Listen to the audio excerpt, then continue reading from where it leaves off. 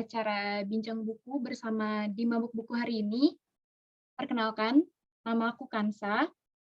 Aku akan membawakan acara ini sebagai MC, dan buku yang hari ini akan kita bahas adalah Dunia Saham Tak Seindah di Media Sosial, karya Mbak Joyce Taurisanti. Boleh mungkin Mbak Joyce say hello dulu kepada audiensnya? Hai teman-teman semua, selamat sore. Gimana yang puasa? Masih semangat kan ya? Kita ngabuburit sambil ngobrolin buku nih. Iya, Ntar bener tau-tau banget. juga jam 6 nih. Bener. Oke, nah sebelum aku masuk ke sesi diskusi, aku mau menyapa Mbak Weda dulu nih selaku moderator. Halo Mbak Weda, apakah sudah hadir? Sudah siap? Halo Mbak Kansa, sudah. Selamat siang. Untuk pembicara lainnya mungkin aku dari Mbak Ari Wijayanti, apa sudah hadir, sudah siap? Halo Mbak Kansa, sudah hadir dan sudah siap. Selanjutnya ada Mbak Mega Francisca, apa sudah siap? Halo, sudah siap. Selamat siang Oke. semuanya. Last not least nih, untuk Mas Jansen Siahaan, apakah sudah hadir? Sudah hadir Mbak Kansa, selamat siang Mbak Kansa, Oke, teman-teman siap. Mabuk Buku dan juga Mbak Joy, salam kenal semuanya. Oke, siap. Selanjutnya aku akan mengoper ke Mbak Weda ya selaku moderator. Mungkin Mbak Weda juga bisa memperkenalkan dulu nih di Mabuk Buku itu mungkin teman-teman juga ada yang belum tahu atau baru kenal dengan di Mabuk Buku, bisa memperkenalkannya dulu sekarang. Mungkin aku tayangkan videonya ya Mbak Weda. Ya, silahkan Mbak Kansa.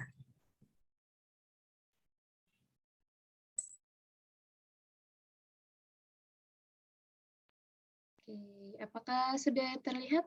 Aku mulai sekarang ya.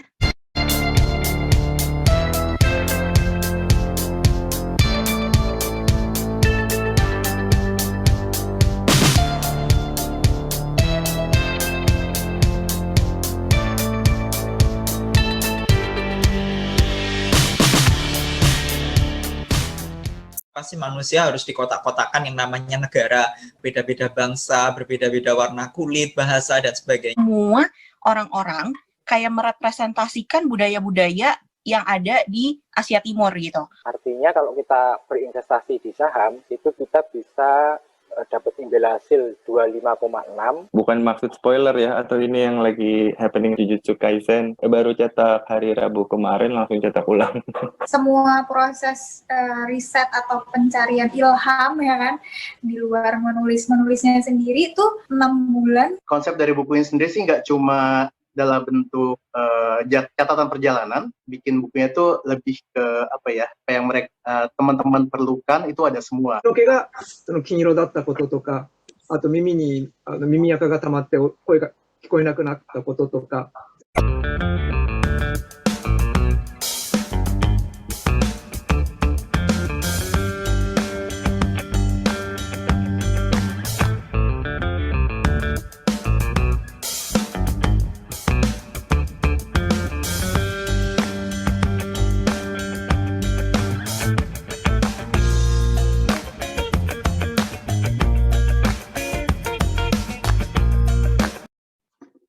Baik, sekian video perkenalan dari di Mabuk Buku ya. Mungkin Mbak Weda bisa melanjutkan memperkenalkan lebih detail ya untuk di Mabuk Buku sendiri itu bagaimana.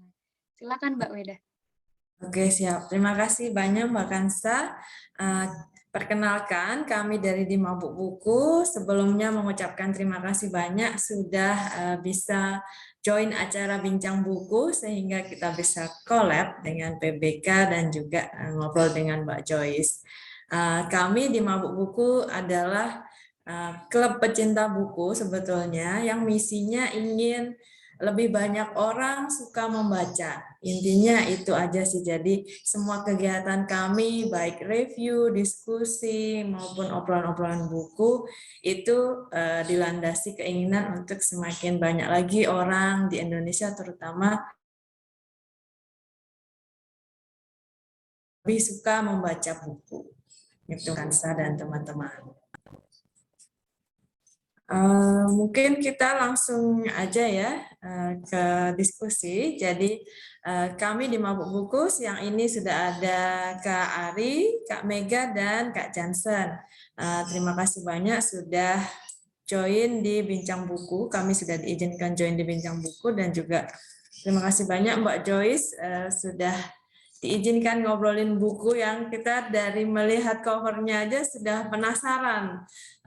Karena waktu kita lihat pertama kali buku ini, itu pas lagi heboh-hebohnya investasi bodong itu Mbak Joyce, yang ada YouTuber lagi kena kasus itu. Awalnya kita bingung, kenapa kok mereka yang dipersalahkan?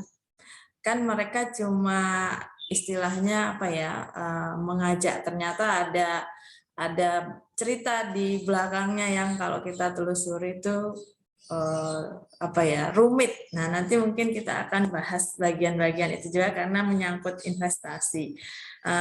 Oke, sebelumnya mungkin ku jelaskan dulu bukunya ya, supaya teman-teman yang di rumah ngikutin diskusi ini juga tahu mengenai info bukunya. Jadi yang akan kita bincangkan siang ini, bukunya berjudul Dunia Saham Tak Seindah di Media Sosial. Ditulis oleh Joyce Taurisanti, sudah hadir bersama kita nanti untuk membahas bukunya. Tebalnya 180 halaman, diterbitkan oleh penerbit Buku Kompas. Isinya adalah kumpulan tulisan Mbak Joyce di harian Kompas mengenai investasi, terutama saham. Oke, langsung aja Mbak Joyce, kami mau minta tolong Mbak Joyce untuk memperkenalkan diri secara singkat. Silahkan. Baik Mbak Weda dan teman-teman semuanya, selamat siang, tetap semangat di siang yang terik ini ya. Saya Joyce, saya saat ini masih bekerja sebagai wartawan di harian Kompas, dan saya memang udah lama banget liputannya. Aku memang liputan di bursa Mbak Weda. Wow. Tapi on off gitu loh. Saat periode kadang saya keluar, kan bosan juga ya. Saya keluar, saya sempat liputan di Des Luar Negeri. Tapi tetap aja itu liputannya soal duit. Pokoknya liputan saya sejak saya di Kompas itu mostly soal duit. Termasuk diantaranya uang para investor ini Mbak Weda. Saya juga pernah bertugas di mengurusi uang negara di tempatnya Ibu Sri Mulyani dulu tuh, periode yang lalu di Kementerian Keuangan juga pernah. Zaman dulu mungkin teman-teman masih ingat ada namanya BPPN, Badan Penyihatan Perbankan Nasional. Waktu itu kita ada krisis dan banyak sekali aset-aset yang disita. Saya juga pernah liputan di situ. Jadi dari duit receh sampai di negara, saya pernah liputan Mbak Weda. Wah, ahlinya nih berarti. Oke, terima kasih banyak Mbak Joyce atas perkenalan dirinya. Mungkin saya akan jelaskan sedikit isi bukunya. Kalau tadi keterangan bukunya, isi buku dari Dunia Saham Tak Seindah di Media Sosial itu merupakan panduan untuk pemula. Ada subjudulnya di sini. Mungkin Mbak Joyce sudah pilihin dari artikel-artikel yang pernah Mbak Joyce tulis, dikelompokkan khususnya ke topik yang investasi saham dan mudah dimengerti oleh pemula. Nah, di sini dibagi ke bab-bab sebelum berinvestasi, lalu langkah-langkah investasi yang dibagi menjadi do and don't, lalu setelah berinvestasi. Jadi lengkap kalau teman-teman baru mau mulai berinvestasi, itu bisa baca buku ini dulu di bagian sebelum berinvestasi. Karena nah ini langsung aja aku tanya ke Mbak Joyce nih. Kan di buku ini Mbak Joyce tulis ya, sebelum investasi itu yang disiapkan justru bukan duitnya tapi kepalanya. Nah, kenapa itu Mbak? Betul sekali Mbak Weda. Kalau aku dari pengalaman aku juga dan dari aku ketemu sama komunitas-komunitas yang investor muda, apalagi pemula ini, memang yang perlu disiapkan itu adalah investasi dari leher ke atas Mbak Weda. Nah, investasi saham di pasar modal itu kan seperti belantara. Kita kalau nggak punya map, kita nggak punya kompas, bisa-bisa nyasar. Kalau di saham nyasarnya gimana? Nyasarnya ya cut loss. Oke. Ngaruh ke cuan ya? Iya, boro-boro cuan. Nyasarnya jadi cut loss, duitnya hilang deh jadinya. Nah, oleh sebab itu aku sih bener-bener menekankan banget sama teman-teman para pemula ini untuk belajar dulu. Pokoknya belajar baru nanti pasti teman-teman yakin rezeki itu nggak kemana, ya nggak? Kalau kita udah punya niat, kita punya persisten, aku mau menyisihkan gajiku misalnya 10%. Ya udah tuh mulai disisihkan lalu nanti dibelikan saham gitu. Dan tapi sebelum kita membuka rekening saham itu emang benar-benar baik teman-teman itu untuk belajar dulu, baca-baca. Tapi aku tidak menyarankan gini Mbak Weda. Kan sekarang banyak sekali ya buku-buku teori tentang saham. Apalagi bahasa Inggris. Pemula Mbak Weda mau masuk ke investasi saham disuruh baca buku tebal-tebal banget gitu. Ya. Kan udah kena mental duluan ya, udah jiper. Betul. Nah, belajarnya singkat-singkat aja gitu. Belajar hal-hal yang sederhana tapi itu udah cukup jadi jadi bekal, jadi modal kita untuk berinvestasi saham. Penting dasar-dasarnya kita udah tahu dulu gitu ya Mbak. Betul dasar-dasarnya. Jangan sama sekali blank. Kita nggak tahu itu. Aku pernah ARB itu apa sih? Terus IPO itu apa sih? Itu kan pengetahuan yang basic banget. Jadi teman-teman sebelum masuk ke dunia itu seenggaknya ya udah tahulah istilah seperti itu. Atau gini, saya pernah di WA pagi-pagi, kok hari ini OLT aku mati ya? Maksudnya apa? Nggak bisa ini, nggak ada pergerakan. Ya sekarang hari libur kali cuy. Oh ya. Ya libur bursa aja deh nggak tahu gitu. Iya, malah stres sendiri kalau nggak tahu nanti ya. Betul, kayak gitu kita nggak tahu, jadi kita mau ngapain gitu. Beda. Memang persiapan ini betul-betul dari leher ke atas investasinya. Kalau sekarang sih banyak banget Mbak, udah yang namanya materi-materi soal saham itu udah berkelimpahan di mana-mana. Beda kalau zaman aku dulu belajar mulai investasi ya tahun 2000. Kansa udah lahir belum Mbak Kansa tahun 2000? Udah Mbak, saya baru lahir Mbak. Baru lahir. Waktu itu kan internet juga belum ada, konten-konten tentang pasar modal tuh nggak banyak. Investor tahu nggak berapa? Cuma 200.000 loh. Dari sekian banyak orang di Indonesia ini, 200.000 orang. Sekarang ini kan sudah 8,3 juta ya Mbak Weda ya dan teman-teman.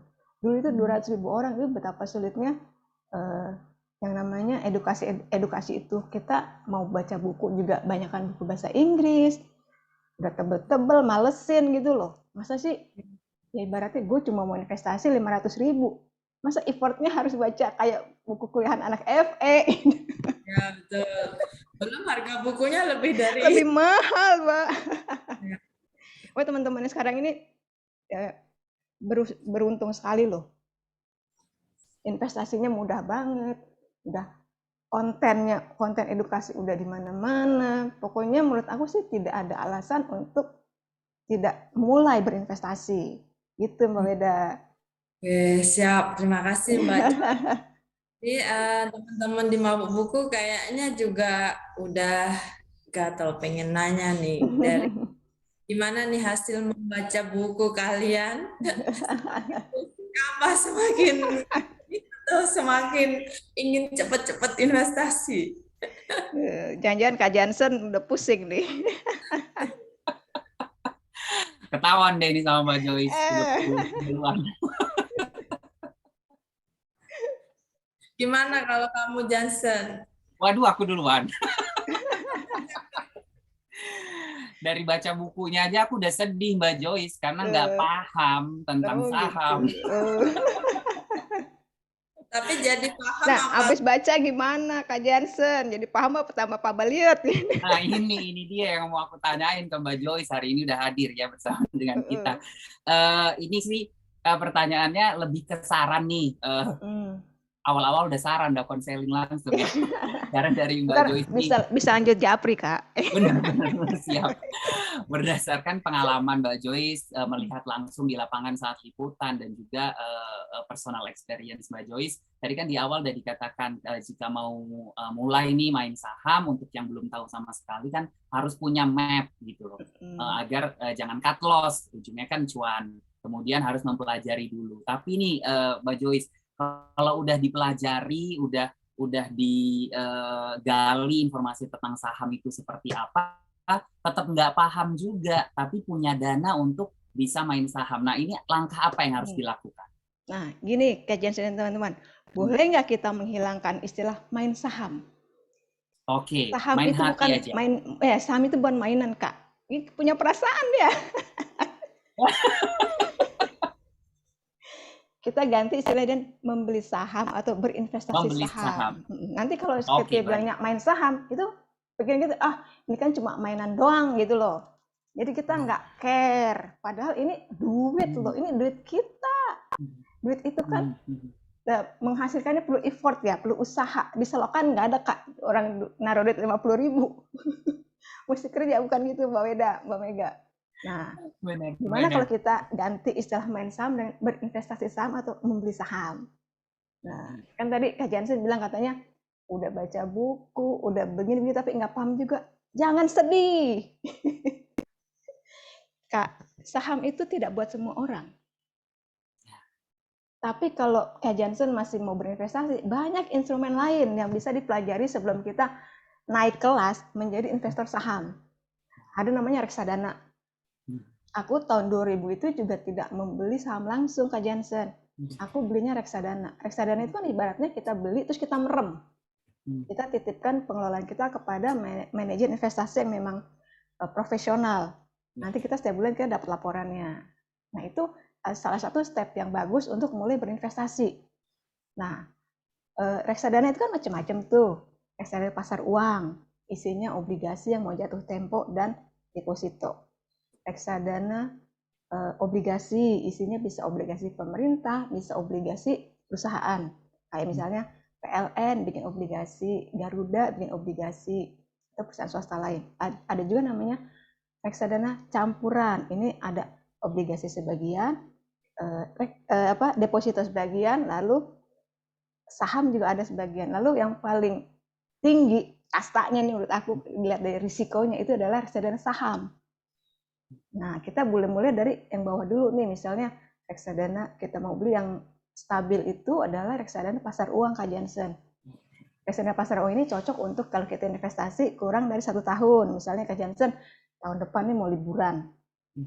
Nggak boleh nggak nih, udah perlu healing tahun depan. Karena udah 3 tahun kita nggak liburan ya. Duitnya udah ada, gimana caranya biar nggak kepake, tapi juga berkembanglah sedikit. Nah, bisa kita tempatkan di reksadana pasar uang ini. Lalu misalnya ada rencana lagi, aku mau pergi nanti 3 tahun lagi. Oke, kita bisa tahu di reksadana obligasi. Atau kalau mau lebih tinggi lagi, ekspektasi return-nya di reksadana campuran atau di reksadana saham. Nah, reksadana saham ini kayak apa ya? Kayak satu keranjang. Kita sudah punya macam-macam saham. Namanya investor retail ya, Kak. Kita nggak mungkin tuh beli namanya saham-saham LQ45 tuh semuanya. Nggak ada, nggak cukup duitnya. Nah, tapi ada reksadana yang isinya kayak gado-gado gitu, Kak. Isinya ada saham A, B, C. Pokoknya misalnya dia punya 10 saham. Jadi dalam satu keranjang itu kita udah ada berbagai macam saham. Itu. Nah, Kak Jansen bisa mulai investasi di reksadana tadi kan ya. Yang kedua, yang lagi hype juga nih. Mungkin teman-teman juga udah tahu. Namanya obligasi retail. Nah, obligasi retail ini merupakan surat utang negara. Itu dijamin, pokoknya dijamin, terus bunganya juga dijamin. Pemerintah itu akan membayar utangnya berupa obligasi itu pada para pemegang obligasinya. Menurut undang-undang nih, Kak, misalnya amit-amit, knocking the wood, bener. Negara itu ekonominya jelek banget. Sampai dia akan default, tidak sanggup membayar ori yang kita beli. Itu gaji ASN itu bisa ditunda, Kak. sedemikian penjaminan yang diberikan pemerintah gitu loh buat kita. Bisa ditunda uangnya untuk bayar obligasi retail ini dulu.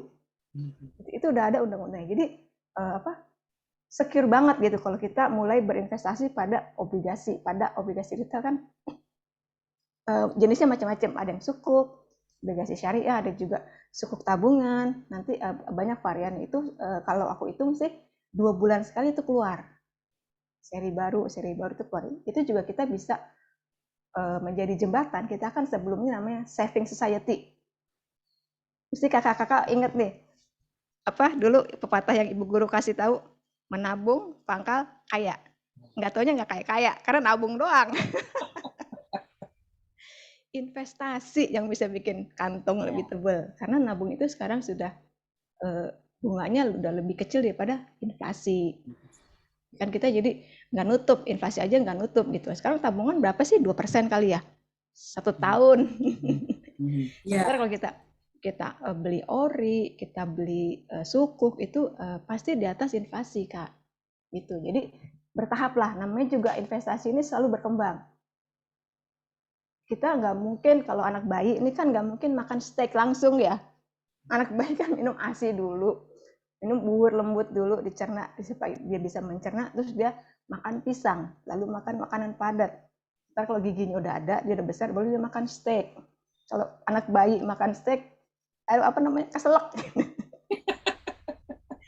Sama kayak investasi itu ada step-stepnya. Jangan tiba-tiba yang aku amati sih teman-teman muda itu kadang FOMO. Dengar temennya, gue dapet cuan banyak loh di ADMR. ADMR itu lagi banyak banget tuh. Terus udah gue belilah. Ternyata ADMR lagi ARBK 2 hari ini. Terus ini kan kesel ya. Terus akhirnya apa? Boro-boro cuan baru masuk aja gue udah rugi gitu. Terus dia nyala-nyalin lah, gila ya bandarnya tuh, biasanya gitu tuh. Bandarnya jahat banget.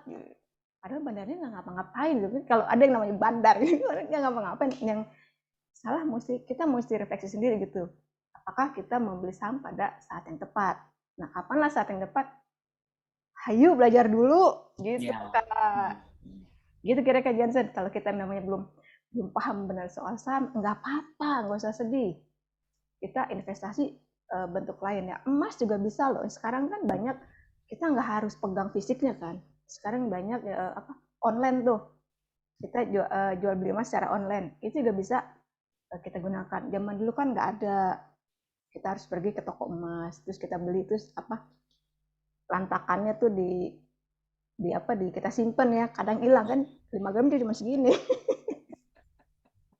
Gitu kira-kira Jansen. Jangan ketidakpahaman kita berinvestasi saham tuh bikin kita mundur dari investasi gitu loh. Banyak cara untuk berinvestasi, dan investasi itu terus berkembang. Kita itu aja dulu, senyamannya dulu. Kalau kita emangnya pengetahuan kita baru reksadana yang kita beli, terus ibarat kita beli kita tidur gitu ya. Terus kita dapat untungnya, ya udah nggak apa-apa. Kalau misalnya kemampuan kita baru, kita paham ori yang kita beli, terus tiap bulan tuh enak banget tuh ori, Kak. Tiap bulan kita dapat itunya, bunganya. Sampai dia jatuh tempo, misalkan paling banyak 3 tahun. Lumayan juga loh. Beli pulsa sih udah bisa. Benar. Kalau duitnya Jansen kayaknya nggak beli pulsa doang nih. Beli paket ketengan untuk Zoom. Jadi gitu ya Mbak Joyce ya, harus paham, harus nyaman, dan investasi itu banyak menuju banyak jalan dan caranya. Iya, nah sekarang kita kalau beli saham, Kak, terus kita uring-uringan nih. Ya. Saham gua naik apa turun? Saham gua naik apa turun? Itu kan jadi enggak bukan itulah. Investing should be fun menurut aku sih. Ya gimana nggak fun, Kak? Kita naruh duit, kita diem aja, besok-besok dia jadi dari 1.000 jadi 1.500 gitu. Benar. Itu kan menyenangkan, tapi di balik yang menyenangkan itu tentu ada effort, ada usaha yang harus kita lakukan. Kalau emang usahanya itu baru bisa 2 langkah, nggak apa-apa. Beli dulu reksadana, beli dulu ori. Entar lama-lama seiring dengan waktu, menurut aku sih eagerness kita tuh berkembang loh, Kak. ori, lama-lama, aduh ori, cuma kok cuma segini ya, coba gue beli saham gitu. Kan dia udah tahu ori tuh, ya misalnya sekarang 4,5%-an imbal hasilnya setahun, dapat 0,5%, terus tiba-tiba kayaknya kurang nih, coba kalau lebih banyakkan dikit ya. Lalu benar kita udah sahamnya apa? Nah, saham juga tidak harus kita perjualbelikan gitu langsung, Kak Jansen. Ada stepnya lagi nih, misalnya kita mau beli saham, terus kita sok-sokan tuh ngeliat ada orang yang ini nih Mbak Weda yang aku bilang tadi, influencer itu kan kadang-kadang cuman pamerin cuannya doang ya. Ya. Itu yang salah satu yang menjadi motivasi aku untuk nulis buku ini gitu loh. Padahal sampai dapat cuan itu panjang ya jalannya ya. Betul, dari enggak tahu, dari dia belajar, dari dia cuan segini, dia loss-nya berapa dulu. Itu pasti ada jalannya gitu loh. Jangan kita sebagai orang luar ngeliatnya, enak banget lu ya, satu hari, katakanlah satu hari dapat 500.000, dapat 1 juta. Tapi di balik itu kan sudah ada effort-nya. Kita melihatnya kan kayak gunung es gitu. Bawahnya nggak kelihatan, gunungnya doang kelihatan tuh, cuan-cuannya doang. Benar. Tapi itu dampak buruknya adalah bikin teman-teman nih para pemula itu pengennya ke ujung, ke gunungnya langsung, dia nggak lihat dasarnya gitu loh. Makanya tekankan banget belajar dulu benar-benar. Seiring dengan perjalanan waktu kita bisa meningkatkan skill kita. Kalau buat aku sih kalau investasi saham juga kita beli saham itu jangan langsung namanya kita scalping. Scalping itu yang investasi keluar masuk cepat tuh Kak Jansen. 1 detik, 1 menit, 2 cuan sekian persen, cuan 1 detik kabur. Itu kan memerlukan keahlian yang lebih advance. Kalau buat teman-teman pemula, tadi misalnya udah habis ori, udah reksadana, udah emas, udah nyicil, aduh kayaknya enak juga nih. Gue nggak ngapa-ngapain tapi ada lebihan pendapatan gitu kan. Terus coba deh saham. Saham itu sebaiknya kalau yang buat bener-bener baru, kita investasi dulu nih Kak Jansen dan Mbak Weda, Mbak Mega. Investasi itu maksudnya kita beli, ya udah kita diamin dulu. Kita misalnya bulan Januari, terus belinya tuh sebaiknya tuh nyicil. Kita punya target 1 tahun katakanlah 10 juta. Ya udah dalam bulan Januari aku udah komitmen nih kasih masuk 800.000 di saham A. Terus nanti bulan depan lagi Februari habis gajian tabung lagi, situ namanya nabung saham. Berapa tahun lalu Bursa Efek Indonesia tuh punya kampanye itu nabung saham. Jadi kita seolah-olah kita nabung tapi beli saham, bukan nabungnya di bank karena cuannya pasti lebih gede ketimbang kita nabung. Tapi kalau sahamnya benar ya, sahamnya uptrend. Benar. Jangan saham gaib ya Mbak ya. Betul. Kan dia saham salah beli, sahamnya bobo manis deh. Gocap. Aduh, baik. Wow, benar-benar nih keren infonya. Jadi benar-benar ada step by step, jangan mau langsung ke puncak Everest. Pelan-pelan dulu, nggak apa-apa. Kalau teman kita emang udah jago scalping, dia udah cuannya udah 1 juta sehari, iya dia kan udah duluan. Dia kerja kerasnya udah lebih besar mungkin, udah lebih besar dari kita. Kita yang baru masuk, ya udah semampunya kita dan secomfortnya kita. Jangan sampai kita investasi terus bikin kita rungsing gitu loh. Nggak banget deh, benar-benar. Benar. Iya, Jansen duitnya banyak, jangan sampai. Amin. Mau investasi banyak ternyata jalurnya, meskipun belajarnya pelan-pelan tapi uangnya sudah mulai diinvestasikan, bisa lah dengan tadi ya reksadana, ori dan lain-lain. Alon-alon asal kelakon ya Mbak Weda, Mbak Joyce. Betul, alon-alon asal cuan. Ya, oh iya. Tetap cuan is number one ya. Apa sih tujuannya kita beli saham ini? Tetap kan kita ada lebihan gitu, ada keuntungan dari 1.000, 1.500 ya, alhamdulillah puji Tuhan ya. Jadi dari 1.000 jadi 1.100, alhamdulillah juga gitu. Ya. Oke. Kayaknya Kak Mimin nih udah gatel nih. Punya sesuatu nih. Silakan Kak. Ya, halo. Ya, aku dipanggil Kak Mimin loh, Mbak Joyce. Jadi, Iya. udah bingung ya, ini siapa? Jadi, nggak ada nama Mimin di sini. Biar nggak akrab aja. Iya, pertama-tama seneng banget. Terima kasih Mbak Joyce dan juga penerbit buku Kompas sudah memperkenalkan aku dengan buku ini. Itu bukunya kecil, tapi tuh isinya, waduh, dalam banget itu. Jadi benar-beneran khusus buat pemula banget. Kayak tadi Mbak Joyce bilang, saham itu adalah kayak bis gitu ya, kayak Mbak Joyce ya, kayak transportasi kau bisa berinvestasi bisa lewat melalui mana aja gitu, bisa dari saham, reksadana atau obligasi. Terus ketika aku baca buku ini, aku jadi paham, oh benar juga ya, nggak bisa serta-merta langsung pengen ikut-ikutan aja gitu. Nanti akhir-akhirnya jadi kena investasi bodong karena kesalahan diri sendiri gitu kan, karena mengikuti influencer A, B, C, D, itu bilang itu bagus, ikut A, yang ini bilang bagus, ikut A, padahal nggak tahu apa-apa dan tidak tahu cara bagaimana memanage-nya gitu, memanage saham yang kita miliki, apakah kita harus jual, apakah kita harus beli pada saat waktu yang tepat atau tidak waktu yang tepat, dan bagaimana untuk kayak mendiversifikasi portofolio kita juga ya, Betul. perlu ya. Iya, betul. Ya, terus Mbak Joyce, aku jadi penasaran juga nih. Di sini kan di buku ini ditulisin ada investasi pasif dan juga investasi aktif gitu ya.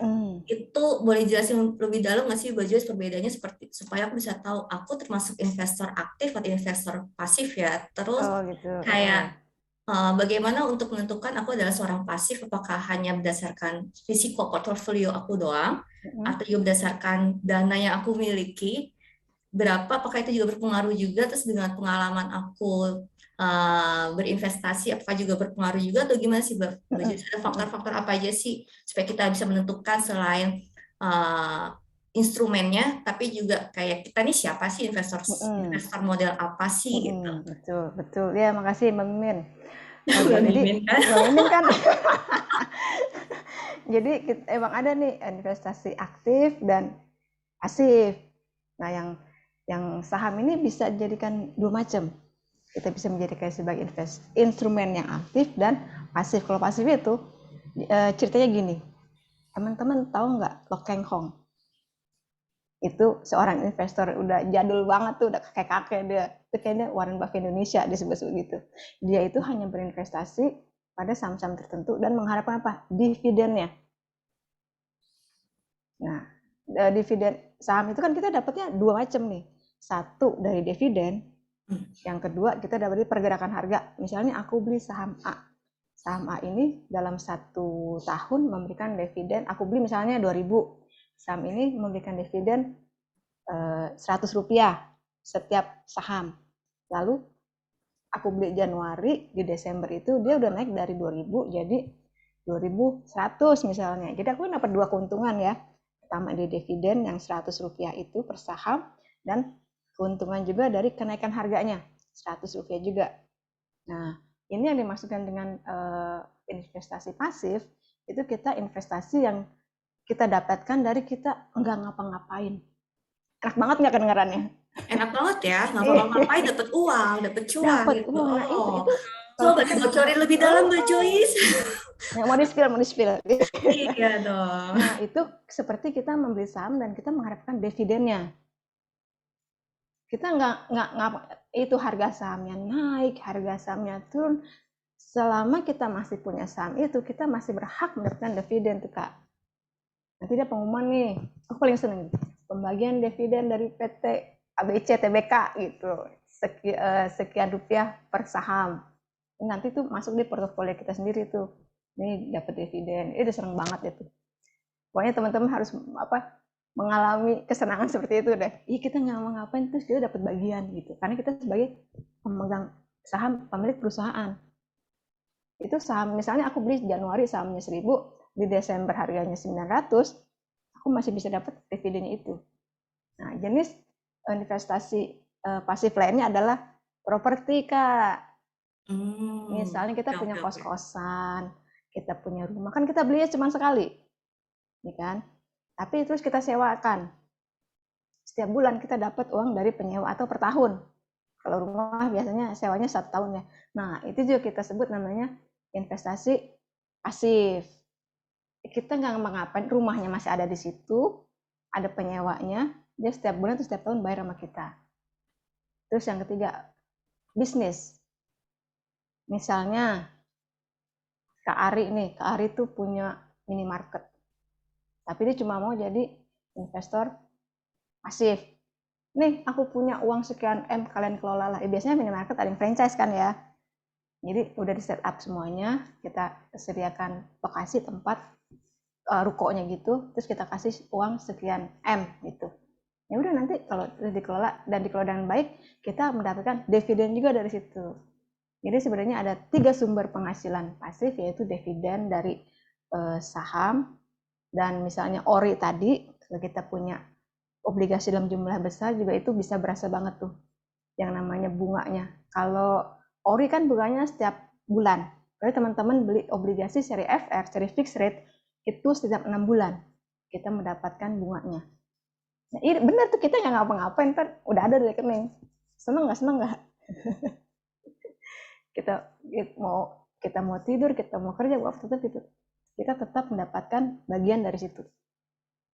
Lalu yang tadi bisnis juga bisa menjadi sumber pendapatan investasi pasif. Kalau bisnisnya dikelola dengan baik, itu dia akan menghasilkan. Nah sekarang kita nggak perlu punya uang ratusan juta atau miliaran untuk membuat sebuah minimarket. Pasti teman-teman di rumahnya banyak tuh minimarket yang merah sama yang hijau kuning. Itu sudah ada namanya platform crowdfunding nih teman-teman.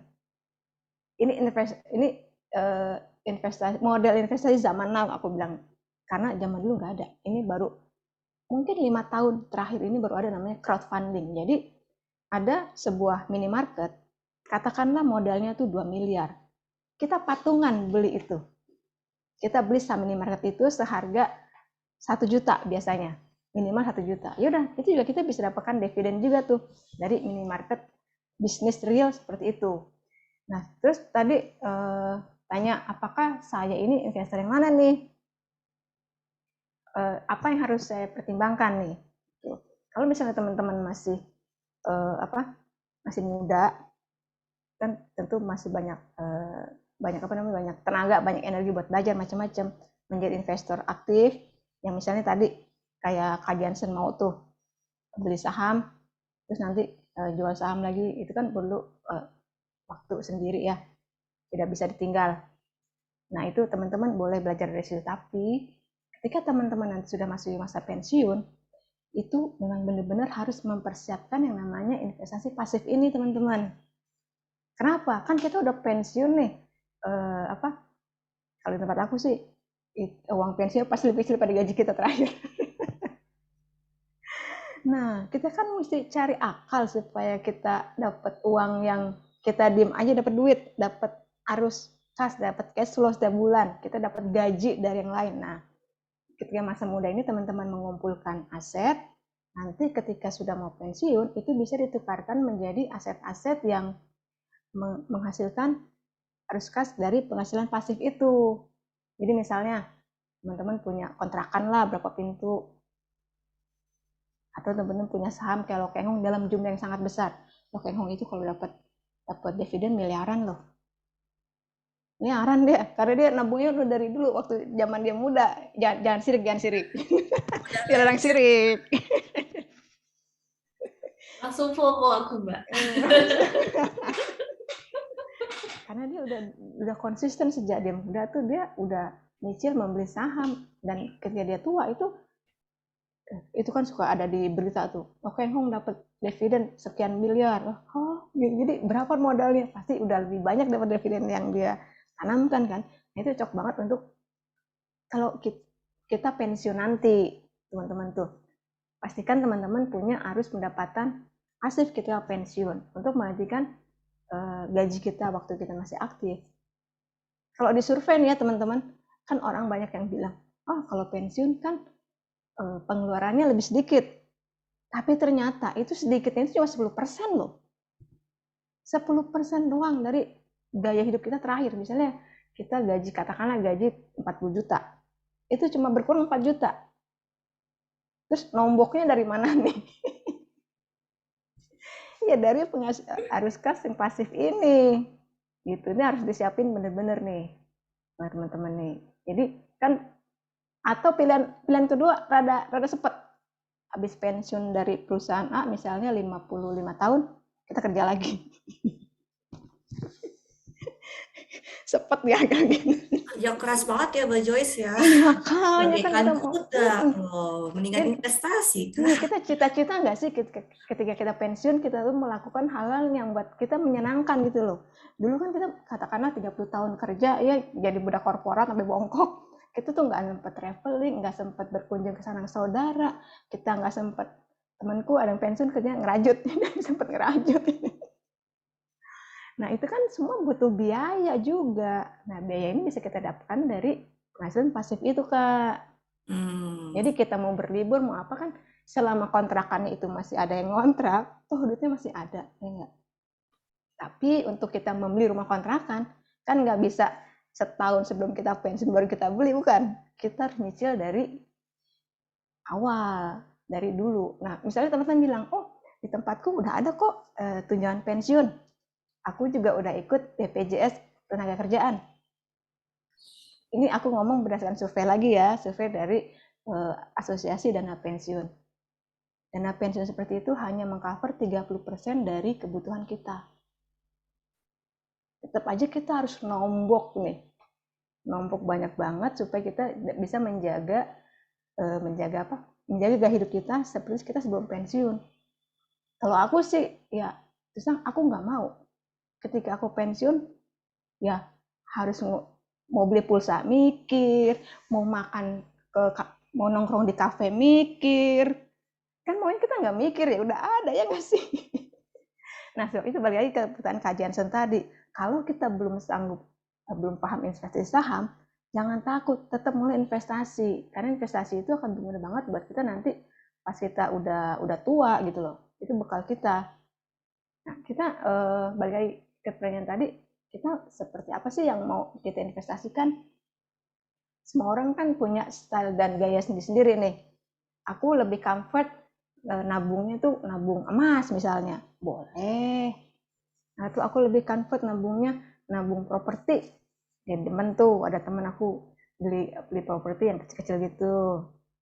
Dia nabung dia udah punya target 5 tahun sekali dia beli properti kecil buat sewain. Dan ketika dia pensiun, ya dia dapat uangnya dari situ. Karena dia udah punya planning. Nanti aku pensiun, aku nggak mau kerja lagi. Sekarang kalau di Facebook postingannya main sepeda mulu. Karena dia udah dapat penghasilan dari itu rumah petakan itu loh Kak, rumah petakan itu tuh 800.000, satu petak 800.000 udah punya berapa unit lah gitu, karena dia udah kumpulin dari awal dan dia tidak takut lagi apa yang akan dihadapi ketika dia pensiun. Gitu kira-kira. Se-comfortnya aja, balik lagi kita comfortnya kemana? Mungkin ada orang yang lebih comfort untuk membeli sebuah perusahaan yang besar. Jadi kayak Lokeng Hong tuh, itunya gede, dividennya gede. Itu seenaknya kita aja, karena jangan sampai investasi itu ikut-ikutan atau kita jadi nggak enak makan, nggak enak tidur. Jangan sampai. Itu investing should be fun gitu aku bilang sih, gitu Kak. Oke, thank you banget Mbak Joyce. Jadi bermula dari usia-usia kita yang masih muda-muda ini ya. Betul, Kansa tuh udah mulai mikirin dana pensiun Kansa. Walaupun itu kan nanti 30 tahun lagi, 40 tahun lagi pensiun deh. Dengan investasi lebih dini itu kita mempunyai waktu yang sangat panjang loh. Nanti tinggal petik tuh kita umur 50-an, 60 tahun kita tinggal petik. Iya Mbak Joyce, ibaratnya pandemi 2 tahun aja nggak berasa ya, udah 2 tahun iya, aja gitu. Bener banget ya. Terus 10 tahun tuh kayak gak berasa banget ya. Selama 2 tahun ngapain aja kita ya? Udah kursus apa coba? Coba di list kursus apa? Tertohok kayaknya ya dengan pertanyaan itu ya. Duitnya jangan jadi boba doang. Bener, jangan jadi boba doang, hilang itu. Udah hilang aja jadi boba. Enaknya di sini doang, enaknya itu tenggorokan doang ya kan, cuma icip-icip manis-manis gitu kan. di belakangnya nggak Prestasi manis. sesaat ya kalau itu ya Kak. Itu Kenikmatan healing, sesaat healing. itu, healing doang. Benar Iya, benar. oh, jadi menarik ya Mbak Joyce ya. Jadi benar harus kita rencanakan sejak dini. Betul. Pertama berawal dari investasi yang kecil-kecilan dulu, mungkin deposito atau reksadana atau obligasi yang sudah kayak terjamin dapat cuannya dari pemerintah. Betul. Terus kalau sudah oke, nanti mulai saham, terus nanti mungkin forex atau kripto mungkin ya. Betul. Mulai ke trading. Terus nanti punya hasil, ada hasilnya cuannya untuk beli tanah. Ini keren banget. Beli tanah. Ayo teman-teman beli tanah di mana? Di PI. Di Beli tanahnya berapa karung? Berapa karung? Beli tanahnya berapa karung? Semen kali, jadi bukan tanah, semen. Buat ngaduk. Oh, Mbak Joyce kalau gitu. Amin, kita aminin ya. Tidak ada yang tahu loh nasib orang. Ya kan? Dari omongan kita begini bisa jadi cuan ntar kan. Aku abis ini mulai obligasi. Amin loh. Cukup. Terus aku pengen nanya lagi nih. Boleh. Tadi menarik dari penjelasannya Mbak Joyce. Misalkan aku fresh graduate yang mungkin gajinya gaji UMR gitu ya Mbak Joyce-nya. 4,5 jutaan ya se-Jakarta ya. Gitu. Terus harus punya perencanaan kan ya. Ada tips nggak sih dari Mbak Joyce kayak misalkan UMR di Jakarta, tinggal di Jakarta gitu. Yang sekarang pandemi nggak perlu pakai transportasi keluar gitu lah ya. Kayak pos-pos keuangannya itu seperti apa Mbak Joyce untuk kayak untuk investasi berapa persen kah, untuk tabungan apakah masih perlu untuk menabung Mbak Joyce? Kalau misalnya kita udah punya investasi, nabung nggak usah lah kan udah ada investasi. Ada tips-tips itu nggak sih Mbak Joyce untuk sebagai pencerahan, sebagai pemula untuk bisa mengatur uang yang masuk nih? Betul, bagus banget tuh pertanyaannya. Asik. Bagaimana kita bisa kan aku bilang tadi kita nggak ujuk-ujuk investasi. Ibarat kita membangun sebuah rumah, kita membangun namanya pondasi dulu ya kan. Nggak bisa kita bikin atap dulu. Kan tadi investasi itu di atap. Nah, basicnya apa sih kalau kita fresh graduate gaji 4,5 juta? Jangan lupa teman-teman, dana darurat. Ini suka dilupain. Aduh, udah teman kubikel sebelah kita udah beli saham Goto, ikut-ikut saham Goto. FOMO berarti Mbak ya. Iya kan kebanyakan FOMO. Dana darurat dulu teman-teman. Dana darurat ini apa sih? Dana darurat ini merupakan dana uang cash standby kita buat kita sebuah kalau ada keperluan dadakan. Berapa tuh idealnya Mbak? Berapa idealnya itu tergantung situasi kita. Misalnya kita masih jomblo nih, masih sendirian, kita nggak punya tanggungan. Sekarang kan mungkin teman-teman kos dari luar kota ke Jakarta kos, tapi nggak punya tanggungan, teman-teman bisa mulai dari 6 bulan dulu, 6 bulan gaji, 6 bulan pengeluaran maksud tuh. Misalnya tadi gaji 4,5, pengeluarannya 2 juta sebulan. Buat makan, buat bayar kos, buat beli boba, karena 2 juta. Nah itu 2 juta dikali 6 bulan. 12 juta. Jadi teman-teman sisihkan dulu 12 juta untuk hal-hal yang tidak terduga. Karena hari sial itu nggak ada di kalender, Kak. Hari sial nggak ada di kalender. Kita nggak tahu kapan kemalangan-kemalangan itu terjadi. Misalnya apa sih? Misalnya kita harus masuk rumah sakit, tapi kita nggak punya BPJS Kesehatan. Kantor juga nggak menanggung kita. Kita kalau rumah sakit kita harus bayar cash ya, harus bayar DP dulu. Ya, biasanya seminggu tuh. DP seminggu. Nah kita kalau nggak punya duit, kita punyanya saham, udah gitu kita masuknya hari Sabtu. Bursa bukannya hari Senin. Apa kita bilang, ntar aku masuk rumah sakit hari Senin aja dia bisa aku jual saham. Kayak gitu kali. Harus tetap ada namanya uang cash. Atau kita kerja pakai motor, terus motornya rusak banget, harus ada spare part-nya diganti. Soalnya kalau enggak, kita mesti pakai angkutan umum tuh biasanya lebih mahal ya. Tuh.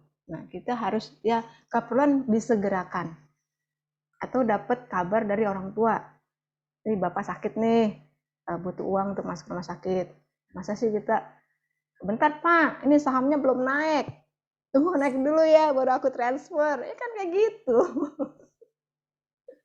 Jadi benar-benar basic pertama kali itu adalah dana darurat. Dengan ada darurat ini kita bisa mengcover semua kebutuhan-kebutuhan yang harus kita segerakan.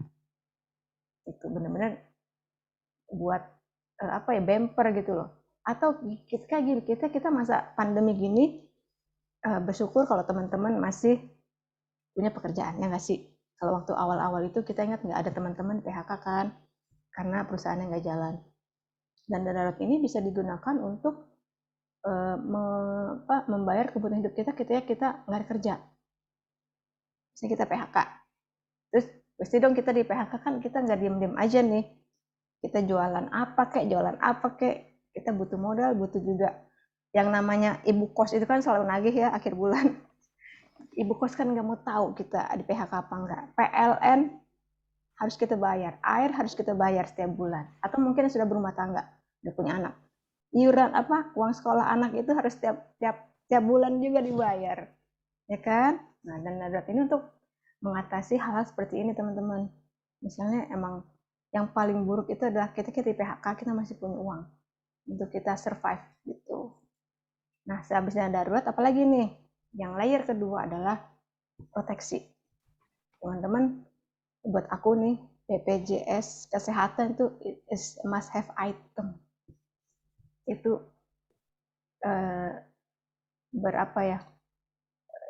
karena kalau kita pakai BPJS kesehatan, dia tidak memperhitungkan existing condition. Kita udah sakit, kita udah apa, kita masih bisa pakai loh BPJS kesehatan itu. Kalau dari asuransi swasta kan nggak mau. Walaupun dengan segala kekurangannya, misalnya antriannya panjang, kita harus dari paskes pertama ke rumah sakit gitu-gitu. Itu ya udah kalau emangnya itu sepadan dengan biaya yang harus kita keluarkan, kenapa nggak jalanin sih itu dulu lah. Itu ya buat teman-teman yang masih fresh graduate itu harus punya tuh BPJS kesehatan. Nanti kalau misalnya udah ada uang lebih dan ingin kenyamanan lebih, barulah kita beli asuransi kesehatan swasta, kan itu juga nggak murah juga kan ya, gitu. Terus baru layer ketiga adalah investasi. Baru boleh kita berinvestasi supaya kita jangan ngorek-ngorek investasi ini kan bisa jadi nggak liquid. Kayak misalnya tadi kita punya rumah, kita butuh duit banyak, jual rumah kan nggak cepet ya. Kalau kita kalau punya emas lebih cepat. Saham juga itu harus dijual pada hari bursa, gitu. Kalau kita misalnya butuh uangnya weekend kayak begini, kita tunggu Senin udah terlambat, nah nggak cocok juga. Jadi benar-benar kita punya investasi, kita punya dana darurat dulu. Nah berapa persennya? Biasanya sih kalau kita gaji 30% itu buat 30-50% itu buat hidup kita sehari-hari. Kita bayar kos, makan, dan lain-lain itu bisa di-cover 50% gaji kita. Nah, berapa investasi? Investasi itu bisa dimulai berapa aja, tapi bisa dimulai dari kecil 10% aja udah cukup loh. Teman-teman, 10% itu konsisten. 10%, tapi kita setiap bulan oke 10%. Ketika gaji kita 4,5 juta, 10%-nya kan 450.000. Jadi kita punya komitmen nih. Misalnya, katakanlah beli reksadana setiap bulan 450.000. Selama kita masih punya gaji. Terus nanti tahun depan, mudah-mudahan nih naik gaji kan, katakanlah jadi 500.000. Tetap 10%. Tapi kan dari 500.000, dari 5 juta, ya kan? Jadi 500. Nah, tahun depannya lagi, gajinya jadi 6 juta. Kita tetap 10%, tapi dari 6 juta. Beda lagi kan? 600.000. Ya, gitu jadinya. Lebih baik mempertahankan persentasenya daripada nilai absolutnya. Kalau misalnya aku komitmen 450.000. Mau gaji 5 juta 450.000, gaji 6 juta 450.000, 7 juta 450.000, gitu kan jadi lama-lama nggak sebanding.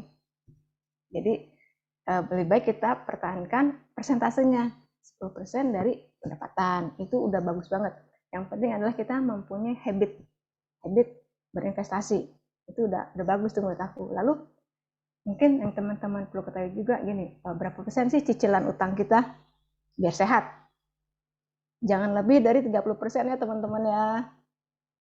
Cicilan utang itu termasuk mungkin teman-teman udah punya nyicil mobil, nyicil motor, nyicil yang udah mau KPR, utang mertua dihitung juga itu, jangan lupa. Pokoknya maksimal 30%. Jadi kan tadi ada 30% buat cicilan bulanan, 50% buat kehidupan kita, biaya hidup makan, 10% buat investasi, 10%-nya lagi ya buat bila bersenang-senang gitu, teman-teman nongkrong di kafe nggak apa-apa. Jangan sampai kita maksain diri, investasi 50% dari pendapatanku, tapi tiap hari aku makan tempe. Mau nggak begitu? Ya kan nggak juga kali. Pokoknya yang kita bisa lakukan aja senyamannya kita. Gitu. Tapi kalau yang tadi 30% itu aku bener-bener wanti-wanti ya. Cicilan utang per bulan 30% supaya kita nggak terjebak sama kebanyakan utang. Gitu kira-kira. Gila ya, penjelasannya tuh detail banget. Mbak Joyce, aku kayak berasa lagi baca buku ya Mbak Joyce loh, karena di buku ini pun emang seperti itu, setiap bab tuh detail banget, jadi makin paham gitu. Jadi bacanya tuh oke, bener-bener yang nggak tahu dari nol jadi paham. Oh, seperti ini loh step-stepnya, sama kayak tadi penjelasannya Mbak Joyce, sampai persen-persenannya pun utang akhirnya tercerahkan juga ya, nggak boleh terkunci 30% tuh udah kunci ya. Dikunci, jangan lebih dari 30%. Bener, makan tempe mulu ntar kita banyak utang. Nggak bisa bobaan.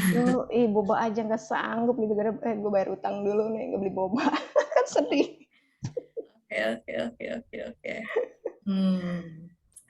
Aku pengen nanya lagi sebenarnya tentang candlestick Mbak Joyce, tapi kayaknya Riwe udah mau nanya, ntar aku balik lagi kali ya Madria, boleh kah? Boleh, nanti balik lagi. Teman-teman yang udah join, nanti ada giveaway untuk 3 penanya yang akan kita pilih. Jadi jangan malu-malu kalau kalian punya pertanyaan, nanti akan dijawab oleh Mbak Joyce di sesi tanya jawab. Silahkan diketik dulu.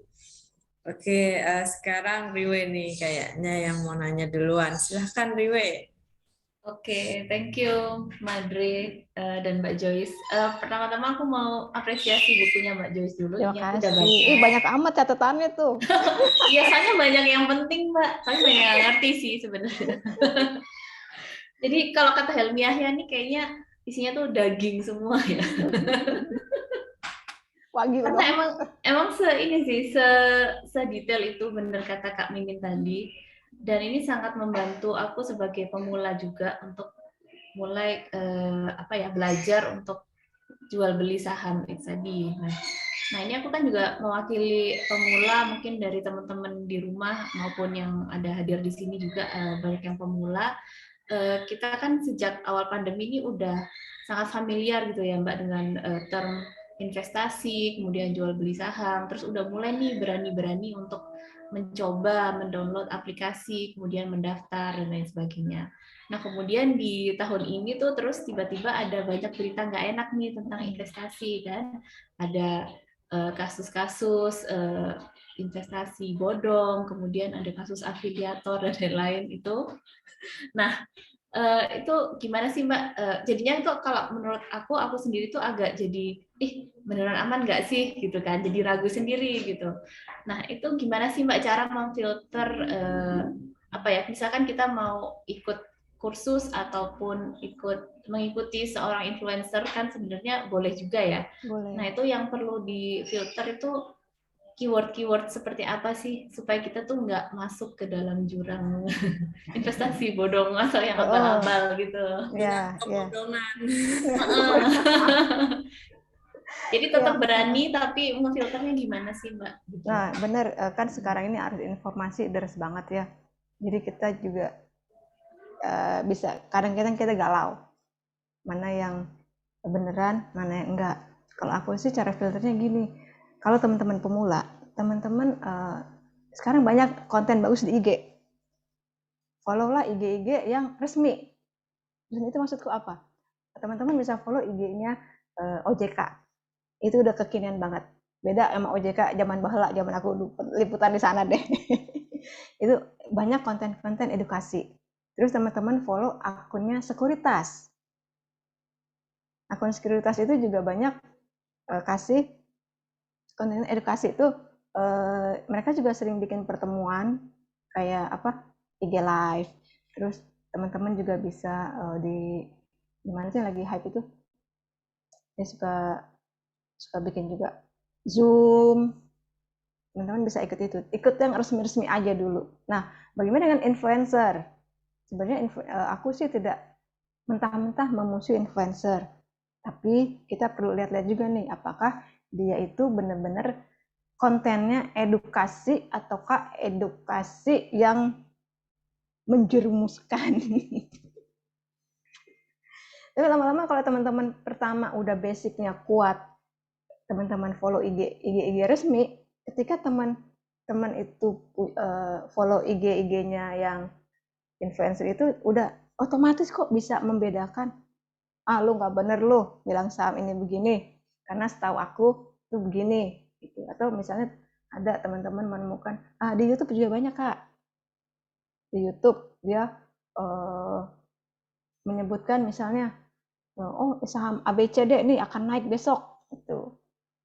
Kan kita balik lagi ke akun-akun resmi ini. Bagaimana sih untuk apakah kita bisa tahu saham ABC itu naik, pasti naik atau pasti turun besok? Kan nggak ada yang tahu juga. Jadi teman-teman sudah punya basicnya edukasi dulu di akun-akun resmi. Karena akun-akun resmi ini tidak, aku berani menjamin tidak mungkin menjerumuskan. Kepentingan mereka adalah mengedukasi, memberikan informasi yang sebenar-benarnya. Gitu. Jadi kalau kita dapetin informasi yang nggak benar, kita bisa refer ke informasi yang benar. Jadi ikutlah akun-akun resmi dulu. Baru teman-teman jalan-jalan ke akun-akun yang influencer. Influencer juga banyak yang bagus kok, banyak yang memberikan konten edukasi. Ini secara alamiah gitu loh Kak. Secara alamiah juga kita bisa tahu tuh. Dia mah itu doang, pom-pom doang. Kalau di saham ada tuh saham pom-pomers. Dia cuma mau naik-naikin harga aja. Itu kalau aku filternya. Jadi kita punya basic dulu nih. Kembali lagi ke investasi dari leher ke atas. Kita punya basic dulu. Misalnya seorang influencer bilang saham ABCD, TBK ini akan naik karena dia banyak yang beli. Terus teman-teman lihat lagi di kalau sekuritas itu dia biasa mengeluarkan riset. Si sekuritas bilang ini saham ini sekarang lagi underweight, lagi call sell karena dia laporan keuangannya jelek, utangnya banyak, investornya pada keluar kayak gitu. Jadi kita bisa merefer ke akun-akun resmi untuk menyaring benar nggak sih influencer ini ngomongnya benar apa enggak. Gitu Kari. Oke, berarti akun resmi itu mereka tuh juga nginfoin ya Mbak tentang performance masing-masing perusahaan ya? Iya, misalnya kayak yang rame apa sih sekarang yang rame? Kayak kemarin lah Goto. Goto kan rame tuh. Dan mereka tuh bikin Goto itu banyak pelajaran baru yang bisa kita dapatkan. Misalnya opsi green shoe. Apa sih green shoe itu? Pasti kalau udah investasi pasti dengar deh tuh. Oh, green shoe. Kita cek ke akun-akun sekuritas yang resmi. Mereka kan jelasin green shoe itu gini. Green shoe-nya Goto itu udah tinggal 2% lagi nih sahamnya. Nanti arahnya kemana ya kira-kira? Gitu. Lalu teman-teman juga bisa ikut ini, menurut aku ya, kalau mau belajar itu investasi bener-bener jangan lewat kelas. Kita belajar Kak dari Senin sampai hari Jumat. Hari Senin minggu depannya kita masuk pasar, masih bingung. Udah belajarnya 7 hari 7 malam di kelas, hari Seninnya pasti masih bingung. Karena investasi sangat dinamis. Aku sangat menyarankan teman-teman belajar investasi di komunitas. Sebuah komunitas. Pasti ntar kalau teman-teman itu buka akun di sebuah sekuritas, dia ada komunitasnya tuh. atau juga komunitas lain, komunitas investasi lain. Misalnya Kak Wenda nih senangnya gayanya investasi, beli saham terus didiemin ngarepin dividen kayak Lo Keng Hong. Nanti Lo Keng Hong itu punya komunitas yang hanya ngomongin investasi, gimana caranya mencari saham-saham yang salah harga, besok-besok dia bisa naik. Itu komunitasnya Lo Keng Hong. Tapi misalnya di komunitas lain, Kak Jansen yang demennya dia scalping, demennya dia jual beli secara cepat, itu ada komunitas sendiri. Komunitas ini nggak mungkin ngomongin bagaimana kita cari saham biar dapat dividen gede kayak Lo Keng Hong. Itu beda agamanya. Beda aliran ya Mbak ya? Beda aliran. Jadi masing-masing komunitas itu punya spesialisasi. Ini teman-teman ikut IG-nya siapa? Ellen May. Ellen May itu senangnya apa? Dia kadangnya swing juga senang, investing juga senang, scalping kadang-kadang gitu. Emang ada periode di mana kita tuh galau. Gue ini kayak apa ya? gue harus ikut siapa? Apa-apa, dijajal aja satu-satu. Misalnya teman-teman senang investasi, ya udah cari komunitas investasi. Ngomongin investing, terus ngomonginnya harga apa? Saham salah harga aja. Lalu teman-teman ada yang pengen swing nih. Swing itu kan satu periode, bisa seminggu, bisa sebulan. Ketika dia udah patah trennya, kita jual gitu. Nah, itu ada lagi komunitasnya. Jadi teman-teman sesuaikan dengan gaya teman-teman masing-masing. Kalau misalnya Kak Jensen senangnya tuh investasi cepat, dia setengah jam bisa beli jual, bisa jual macam-macam. Ikut ke gengnya Lo Keng Hong nih yang investing, nggak bakalan betah. Ini lama banget gitu. Sementara kalau Kak Weda ikut sama gengnya Kak Jensen yang senangnya TikTokan, apa setiap hari tuh transaksinya banyak banget. Ini lu overtake apa enggak sih, banyak bener transaksinya, pasti nggak betah juga. Jadi kita ikut aja satu komunitas yang emang bener-bener kita sesuai dengan trading kita, sesuai dengan gaya investasi kita, atau kita ikut komunitas yang ngomonginnya emas mulu ada, atau kripto aja. Itu ada, teman-teman bisa nanti cari sendiri. Dan seiring dengan circle-nya teman-teman pasti nanti akan ketemu sendiri deh yang enak yang mana itu, pH-nya sama gitu loh. Jadi kayak ikan kita tuh, segar banget ini. Coba bayangin ketika kita ngomong saham sama, nggak usah jauh-jauh deh sama orang tua kita, mah aku beli saham nih. Hah, beli saham, entah kalau rugi gimana nih, itu kan kita kena mental ya nggak? Sebel nggak sih? Beda kalau kita sama-sama investor, gue beli saham ini, oh ya lu beli saham lu dapat di berapa gitu tuh, rencananya mau apain tuh, energinya tuh positif gitu loh, ketimbang kita ngomong sesuatu yang sama orang yang kita salah ngomong. Jadi belajar di komunitas itu buat aku penting banget, karena pasar itu sangat dinamis.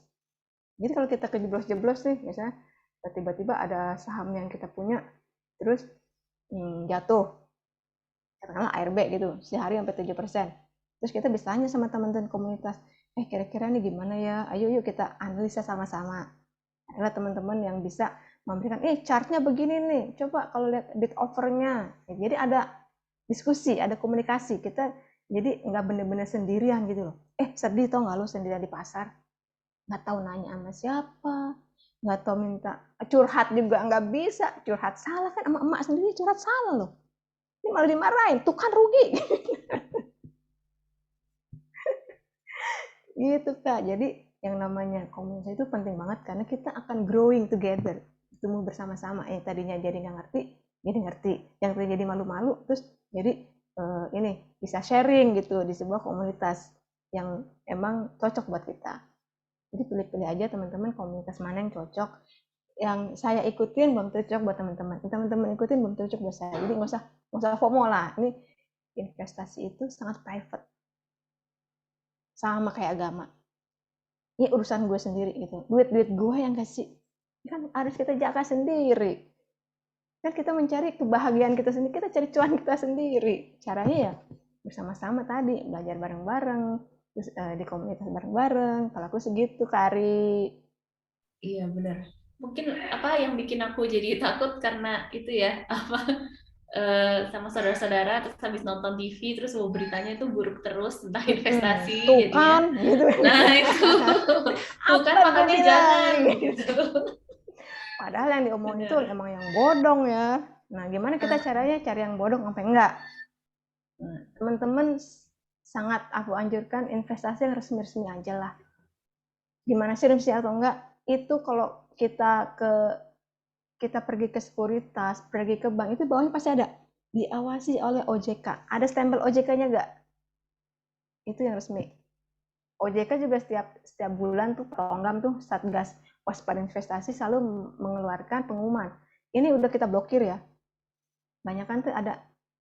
Sama hati-hati ya kalau teman-teman di tele itu suka menculik member. Terus tiba-tiba kita dimasukin ke grup Telegram yang ini titip dana. Nah, jangan, itu udah diblokir aja deh tuh. Titip dana 1 juta, besok bisa jadi 1.500.000. 2 juta bisa jadi 2.750.000. Ini dari mana itu? Kalau kita nggak aware kan, boleh juga nih. Ternyata investasi bodong. Ini investasi bodong itu sekarang bentuknya banyak banget. Dari begituan yang sederhana banget kan, itu tele. Terus kemarin aku nemuin loh di IG, dia bilang dia mengaku sebagai Instagramnya BCA. BCA kami menurunkan limit untuk menjadi nasabah premium. Biasanya kan 500 juta ya BCA. Dia bilang 10 juta. Terus aku cek kan ke teman di BCA, enggak, itu investasi bodong. Yaudah aku bantu lapor ya. Jadi kayaknya udah di take down tuh di IG-nya. Gitu. Emang harus hati-hati ya teman-teman ya. Investasi yang resmi itu hanya ada di pasar modal dan diketahui oleh OJK. Terdaftar di OJK. Itu.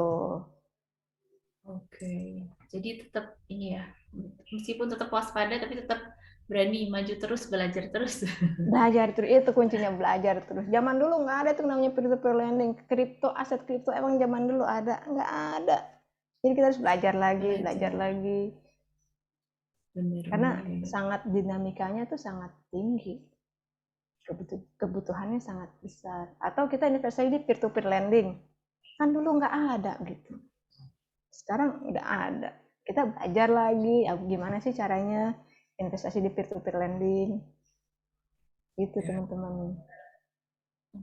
Kalau ini Mbak Joyce yang kemarin afiliator itu mungkin juga sampai banyak banget yang ketipu, itu mungkin sulit membedakan juga Mbak, atau gimana ya sehingga bisa kayak gitu, orang-orang bisa sampai rela memasukkan uangnya sekian puluhan juta sampai miliaran itu. Ya pertama itu kan iming-iming keuntungannya besar sekali. Dan kebanyakan yang dipakai itu sekarang kan semakin canggih ya. Dulu jangan salah lo, aku pernah kena investasi bodong. Oh ya. Mbak, kok bisa? When I was young. Oh. Dulu tahun berapa ya? Tahun 2002. Kalau teman-teman cek di Google masih ada namanya, apa namanya? Investasi pertanian Kurnia Subur Aram Raya Kisar. Jadi modusnya adalah pertanian. Aku sama sekali nggak paham soal pertanian kan. Diajak sama teman. Investasi sini nih, kita nanam cabai. Modal 1 juta, dapat nanti 10%. Gitu. Ini gede banget 10% sebulan. Aku nabung, kasih duit 10 juta. Dibayar. Nafsu dong. Inilah greedy. Serakah. Aku kasih lagi duit, tambah banyak lagi. Dibayar lagi. Terus tambah lagi, nggak dibayar. Oh, jadi gitu ya Mbak. Ada prosesnya gitu Mbak Weda. Ada uang dulu yang kita terima ya, masuk. Iya, itu kan selalu iming-imingnya begitu. Dan teman-teman perhatikan, yang namanya skema investasi bodong di Indonesia hanya bertahan 3 tahun loh. Jadi kalau misalnya ada teman yang ngajak, itu saudaraku tuh udah 3 tahun aman kok, dia tiap bulan dapat duit tambah banyak. Ya bulan depannya kena dia, ditutup investasinya. Gitu. Tentunya kenapa Dia berkembang cepat karena kan modelnya ini kayak MLM. Kita dikenalkan Piramida ya. sama orang yang udah kita kenal. Kalau misalnya aku ditawarin sama salesnya dia, ya nggak percaya lah. Siapa sih ujuk-ujuk tiba-tiba, misalnya Kansa nih salesnya si investasi bodong apalah, terus nawarin sama aku, siapa kamu gitu kan. Tapi kalau misalnya aku Mbak Wenday nawarin, mau nggak ikut? Aku udah ikut loh, udah cuan banyak. Kan aku juga ini tergerak kan hatinya. Itu sebuah apa ya, rangkaian yang sudah keniscayaan bahwa word of mouth itu lebih kena, karena strategi marketing itu 90% dari word of mouth itu kena loh. Itu yang dipakai sama mereka itu, dari mulut ke mulut, dari teman ke teman kan. Aku ajak Kak Jensen mau, ajak Kak Ari mau, kan kita udah saling kenal, dan itu memang begitu caranya.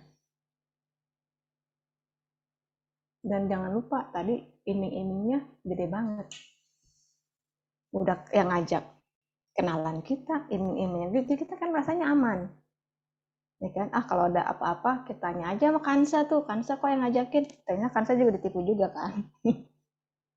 Gitu kan urut-urutannya. Dan itu ada rasa greedy. Padahal aku udah pernah ngalamin gitu dah. Itu yang namanya rasa greedy itu ya luar biasa loh. Oke. Luar biasa Kalau banget itu.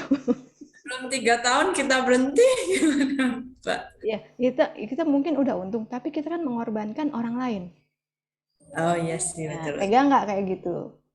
Nggak boleh ya, Mbak Adri ya. Jangan Nggak pernah nyangka berpikir seperti itu. Pantes. Minggu lalu ngajak ngopi mau nawarin sesuatu, untung aku nggak tergiur loh Mbak Joyce. Sama tawaran Mbak Weda ternyata. Hati-hati. Oh, Johnson terlalu hati-hati.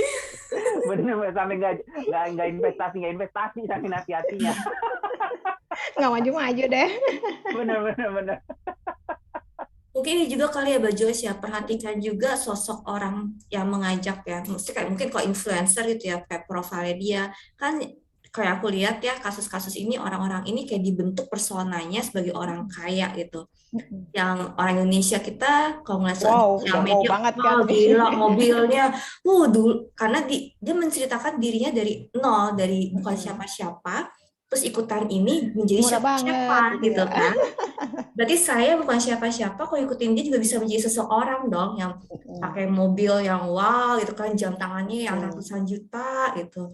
Jadi mungkin teman-teman yang masih yang masih muda-muda mungkin kali ya, yang tua-tua juga bisa sih terkena dengan hal-hal palsu ini gitu ya. Lebih aware dan lebih sebelum kita menginvest ke sesuatu, dicek lagi kali ya, nih orang siapa nih, kan kita netizen pinter dong gitu, detektif kan, dikorek-korek itu kan sosial medianya. Jangan cuma ngelihat enaknya doang gitu. Nah itu makanya investasilah pada yang resmi aja. Resmi itu apa sih? Obligasi, reksadana, saham, peer-to-peer lending, crowdfunding. Terus sebentar lagi kan kita punya bursa kripto ya. Teman-teman juga harus berinvestasi di 17 penjualan kripto yang sudah direstui sama Bapepti. Udah kalau di luar itu kita dapat tawaran di luar itu ya risiko ditanggung penumpang masing-masing. Apalagi namanya penggalangan dana masyarakat, itu nggak boleh loh. Penggalangan dana masyarakat itu hanya boleh dilakukan sama yang sudah mendapatkan izin resmi dari pemerintah, dari OJK. Kalau kita diajak sama orang lain yang tadi bukan siapa-siapa itu, ya cek lagi, benar harus cek and recheck. Makanya itu aku bilang sih, ya investasi resmi aja, yang memang sudah di pasar kita sudah terregulasi. Itu investasi yang memang sudah ada regulasinya, dan regulator itu OJK. Paling gampang ya kita tanya apakah itu sudah terdaftar di OJK atau belum. Gitu. Kalau kemarin nih yang kasus robot trading, mereka kan ngelesnya aku tidak terdaftar di OJK karena saya hanya merupakan sebuah lembaga edukasi. Ya benar, bilangnya lembaga edukasi loh kan. Lembaga edukasi nggak perlu di OJK, tapi dia mengumpulkan dana masyarakat. setiap investasi mengumpulkan dana masyarakat itu harus ada resminya, harus ada izinnya dari OJK gitu teman-teman.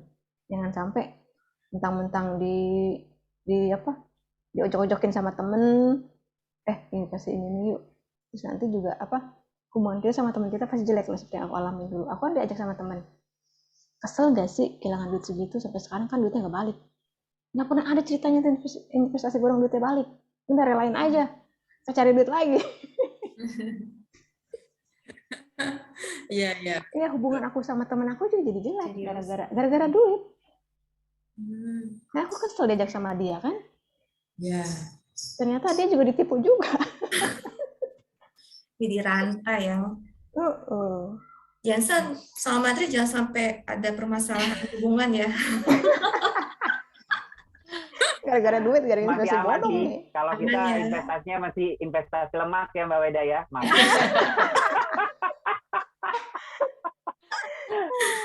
Jadi hari kurban dipotong dong. Benar.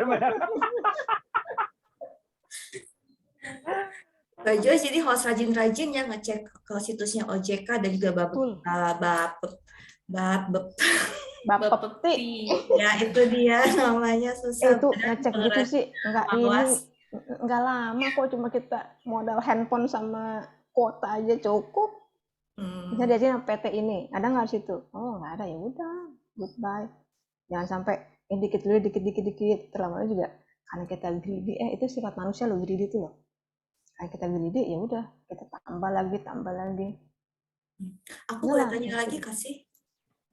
Boleh. Jangan banyak-banyak Kak, ini sudah waktunya tanya jawab. Oke, satu aja. Ini karena yang berhubungan dengan FOMO, kan Mbak Joyce sering banget ya nyebut-nyebut FOMO, dan berapa bulan terakhir, bukan berapa bulan, emang berapa saat yang lalu kan ada salah satu saham ABCTBK gitu ya, IPO. Terus banyak banget orang yang ikutan beli gitu, tapi yang aku baca-baca ternyata laporan keuangannya itu masih negatif. Terus pekan lalu penutupan terakhir kemarin harganya ternyata turun dari harga IPO-nya. Ini Mbak Joyce, kalau aku sebagai pemula gitu, ada perusahaan yang sangat besar banget gitu kan, tapi laporan keuangannya masih negatif, tapi kenapa orang-orang banyak banget yang beli gitu ya Mbak Joyce ya? Apakah ada faktor-faktor lain yang membuat orang kayak tergiur untuk beli, yang mungkin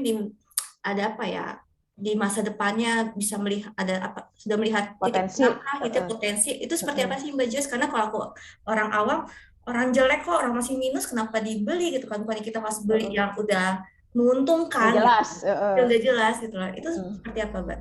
Nah kalau itu pakem yang suka aku pakai ketika bisa show me the money or show me the story. Lu punya story bagus nggak? Gitu. Nah, saham-saham yang baru ini kan disebut saham-saham new economy. Saham-saham yang emang itu cara hitungnya beda, Kak. Dia tidak dihitung dari laba ruginya ansih gitu.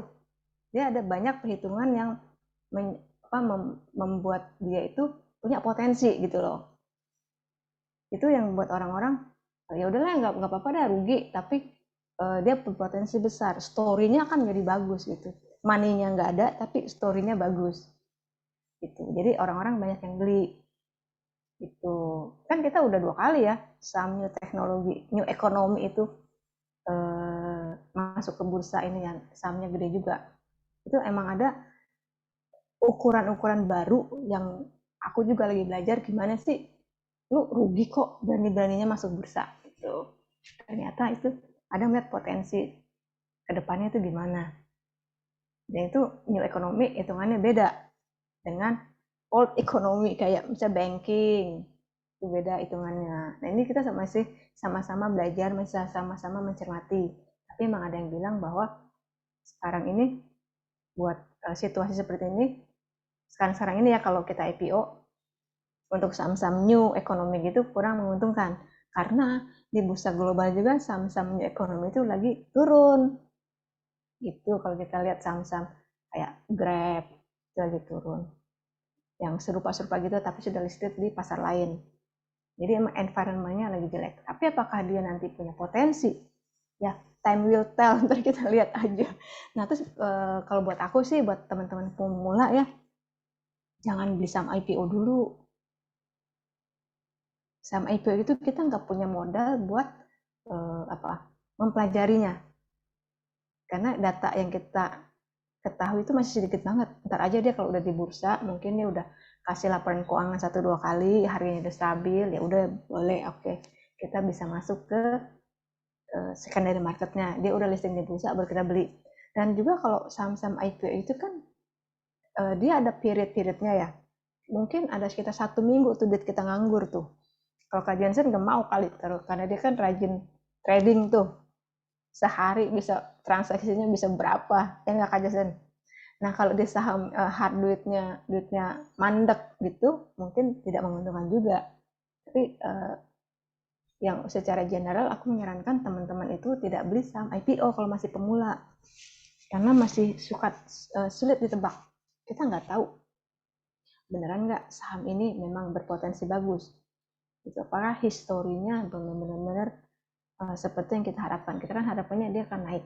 Kan sekarang banyak loh saham-saham IPO yang ternyata baru berapa hari aja dia udah jeblok dan nggak naik-naik. Gitu. Jadi amati dulu, kita cermati dulu, kita sama-sama belajar, kita mempelajari emiten yang pendatang baru ini, gimana sih dia kinerjanya, apakah dia begitu IPO, terus laporan keuangannya jadi bagus, apakah habis IPO nggak lama, dia berbagi dividen, gitu Kak. Jadi kita cermati dulu deh kalau buat pemula ya, karena datanya tuh sedikit sekali. Ya itu nggak usah FOMO-FOMOan, ya biarin aja teman punya saham ini tuh, kan itu bukan pilihan gue gitu. Gitu kira-kira. Oke, thank you Mbak Joyce. Jadi ada mendingan yang IDX 30 dulu kali Mbak Joyce ya. Nah betul, IDX 30 itu kan udah mature ya perusahaan-perusahaannya. Kita udah tahu tuh story-nya udah lama, money-nya juga udah ada, yang pasti-pasti aja dulu lah. Kak Mimin udah belajar nih kayaknya, ngeri. Ya Allah, dari buku ini loh Mbak, aku yang dari nggak tahu jadi tahu itu IDX 30 apa, terus candlelight itu apa. Iya, candlelight itu apa? Candlelight kan candlelight dinner dong. Candlelight sih Kak. Masih puasa. Tapi benar. Tuh pada baca, kita tahu kan?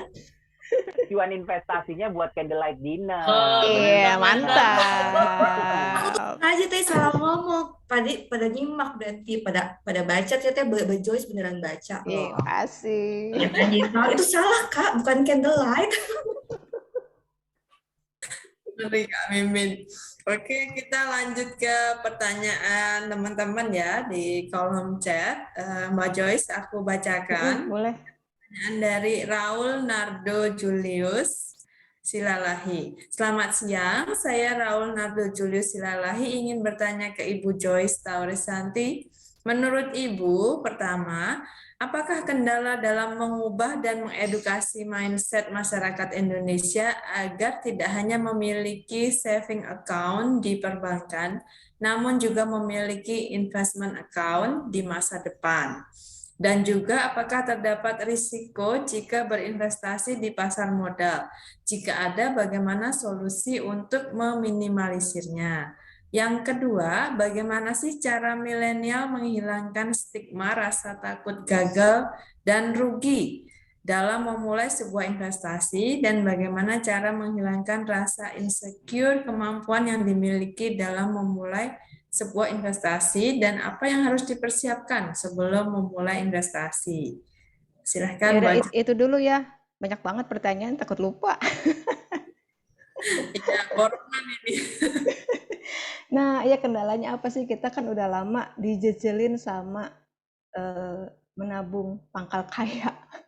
Itu switchingnya itu susah banget. Padahal segala berbagai macam upaya dan edukasi itu sudah dilakukan. Tidak hanya dari pemerintah, tidak hanya dari Departemen Keuangan, OJK, tapi juga berbagai sekuritas. Itu udah ribuan pertemuan investasi dilakukan nih, Kak Raul. Tapi negara kita kan gede banget ya. Beneran loh. Itu PR banget untuk namanya edukasi agar supaya kita tuh tidak terjebak hanya pada saving account aja. Kita punya investasi juga. Yang ada gini, kita edukasinya gagal, terus dia masuknya investasi bodong juga, kan sedih ya. Beneran yang namanya negara kita ini gede banget. Jadi effort untuk edukasi ini kendalanya yaitu kurang banyak aja edukasinya, karena yang harus diedukasi banyak banget. Sekarang gini, anak muda sekarang kita kan katanya kita sudah sedang memiliki bonus demografi. Artinya anak muda kan banyak sekali. Apakah anak muda itu sudah berinvestasi? Nah, di pasar modal aja baru 8,3 juta yang memiliki akun investasi. Nah, yang lain-lainnya itu pada kemana? Nah, ini kayaknya Mas Raul juga bantu dong edukasi nih ke teman-temannya untuk di samping punya saving account, kita juga berinvestasi. Nah, memang berinvestasi itu pasti ada risikonya, Mas. Kita nyebrang jalan aja ada risiko loh. Senggol bajai bisa, senggol motor bisa. Tentu yang aku bilang tadi, ini kayaknya pertanyaan sama nomor 2 ini bisa sambung nih. Untuk apa? Bagaimana kita meminimalkan kerugian? Tentu yang aku bilang tadi, belajar dulu dan sambil berinvestasi modalnya kecil dulu. Misalnya tadi lah 500.000 sebulan. Kita telatenin dulu deh, kita bentuk yang namanya habit, kebiasaan untuk berinvestasi. Nggak apa-apa, kecil nggak apa-apa. Atau kita beli reksadana 250.000. Sekarang reksadana harganya 10.000 bisa loh. Kalau teman-teman buka akun di penjual reksadana online, 10.000 sudah bisa. 10.000 Kak, itu sama boba, mahalan boba. Enggak sih. 10.000 aja tuh udah bisa. Jadi teman-teman coba nih investasi yang emang murah-murah dan sekaligus pelajari. Nanti kalau udah khatam nih 10.000, kayaknya udah enak, udah comfort, bisa ditambah lagi investasinya atau bisa diperbanyak lagi instrumennya. Tadi kan udah kenal reksadana. Oke, kita sekarang kenalan sama Ori. Ori ini nggak dapat 10.000, 1 juta. Udah kenalan sama Ori. Atau kita beli saham yang sistemnya investasi, nabung. Kita beli, kita cicil tiap bulan, bisa 500.000. Saham BCA aja kalau nggak salah 6.000-an sekarang. Jadi 1 lot 600.000. Bisa lah beli saham BCA 1 lot gitu. Yang penting kita punya habit dulu kalau kita mau beralih dari saving society ke investment society. Itu kira-kira Mas Raul yang harus dipersiapkan itu tadi, belajar dulu ya. Sambil belajar kita mencoba investasi yang kecil dan kita comfort dulu. Kita nggak usah memaksakan diri investing canggih-canggih. Misalnya nih baru punya uang 100.000, terus kita udah mau investasinya langsung ke kripto. Beli pas makan siang, makan malam udah turun, nangis lagi. Pelan-pelan aja dulu nggak apa-apa. 10.000 bisa loh investasi, kita beli reksadana pasar uang tuh 10.000. Kalau reksadana saham 100.000 atau 250.000. Zaman aku dulu, tahu nggak berapa minimal kita beli reksadana di bank? 500 juta, Bu. 500 juta. Aku kan dulu masih baru kerja ya, terus minder banget. Kapan gue punya duit 500 juta beli reksadana, duit nganggur lah gitu.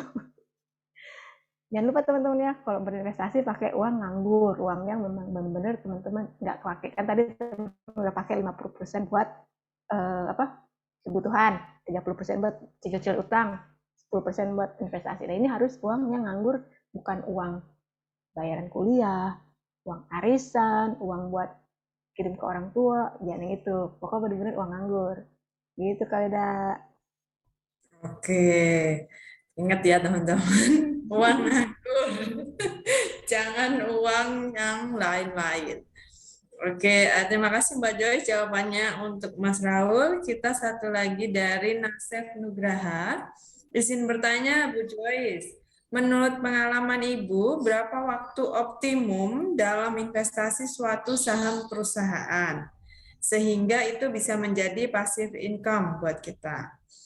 Kemudian apabila belum memiliki dana darurat, apakah tidak masalah langsung invest di saham? Ini sudah kita bahas barusan nih.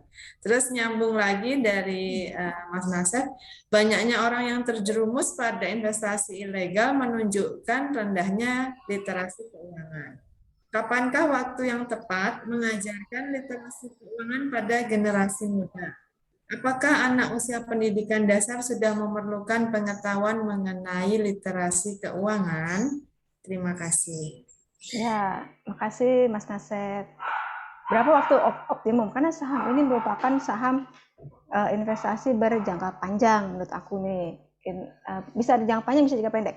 Kalau tadi misalnya Kak Jansen senangnya trading cepet, 2 tik 100.000 cuan bungkus nih istilahnya, cuan bungkus.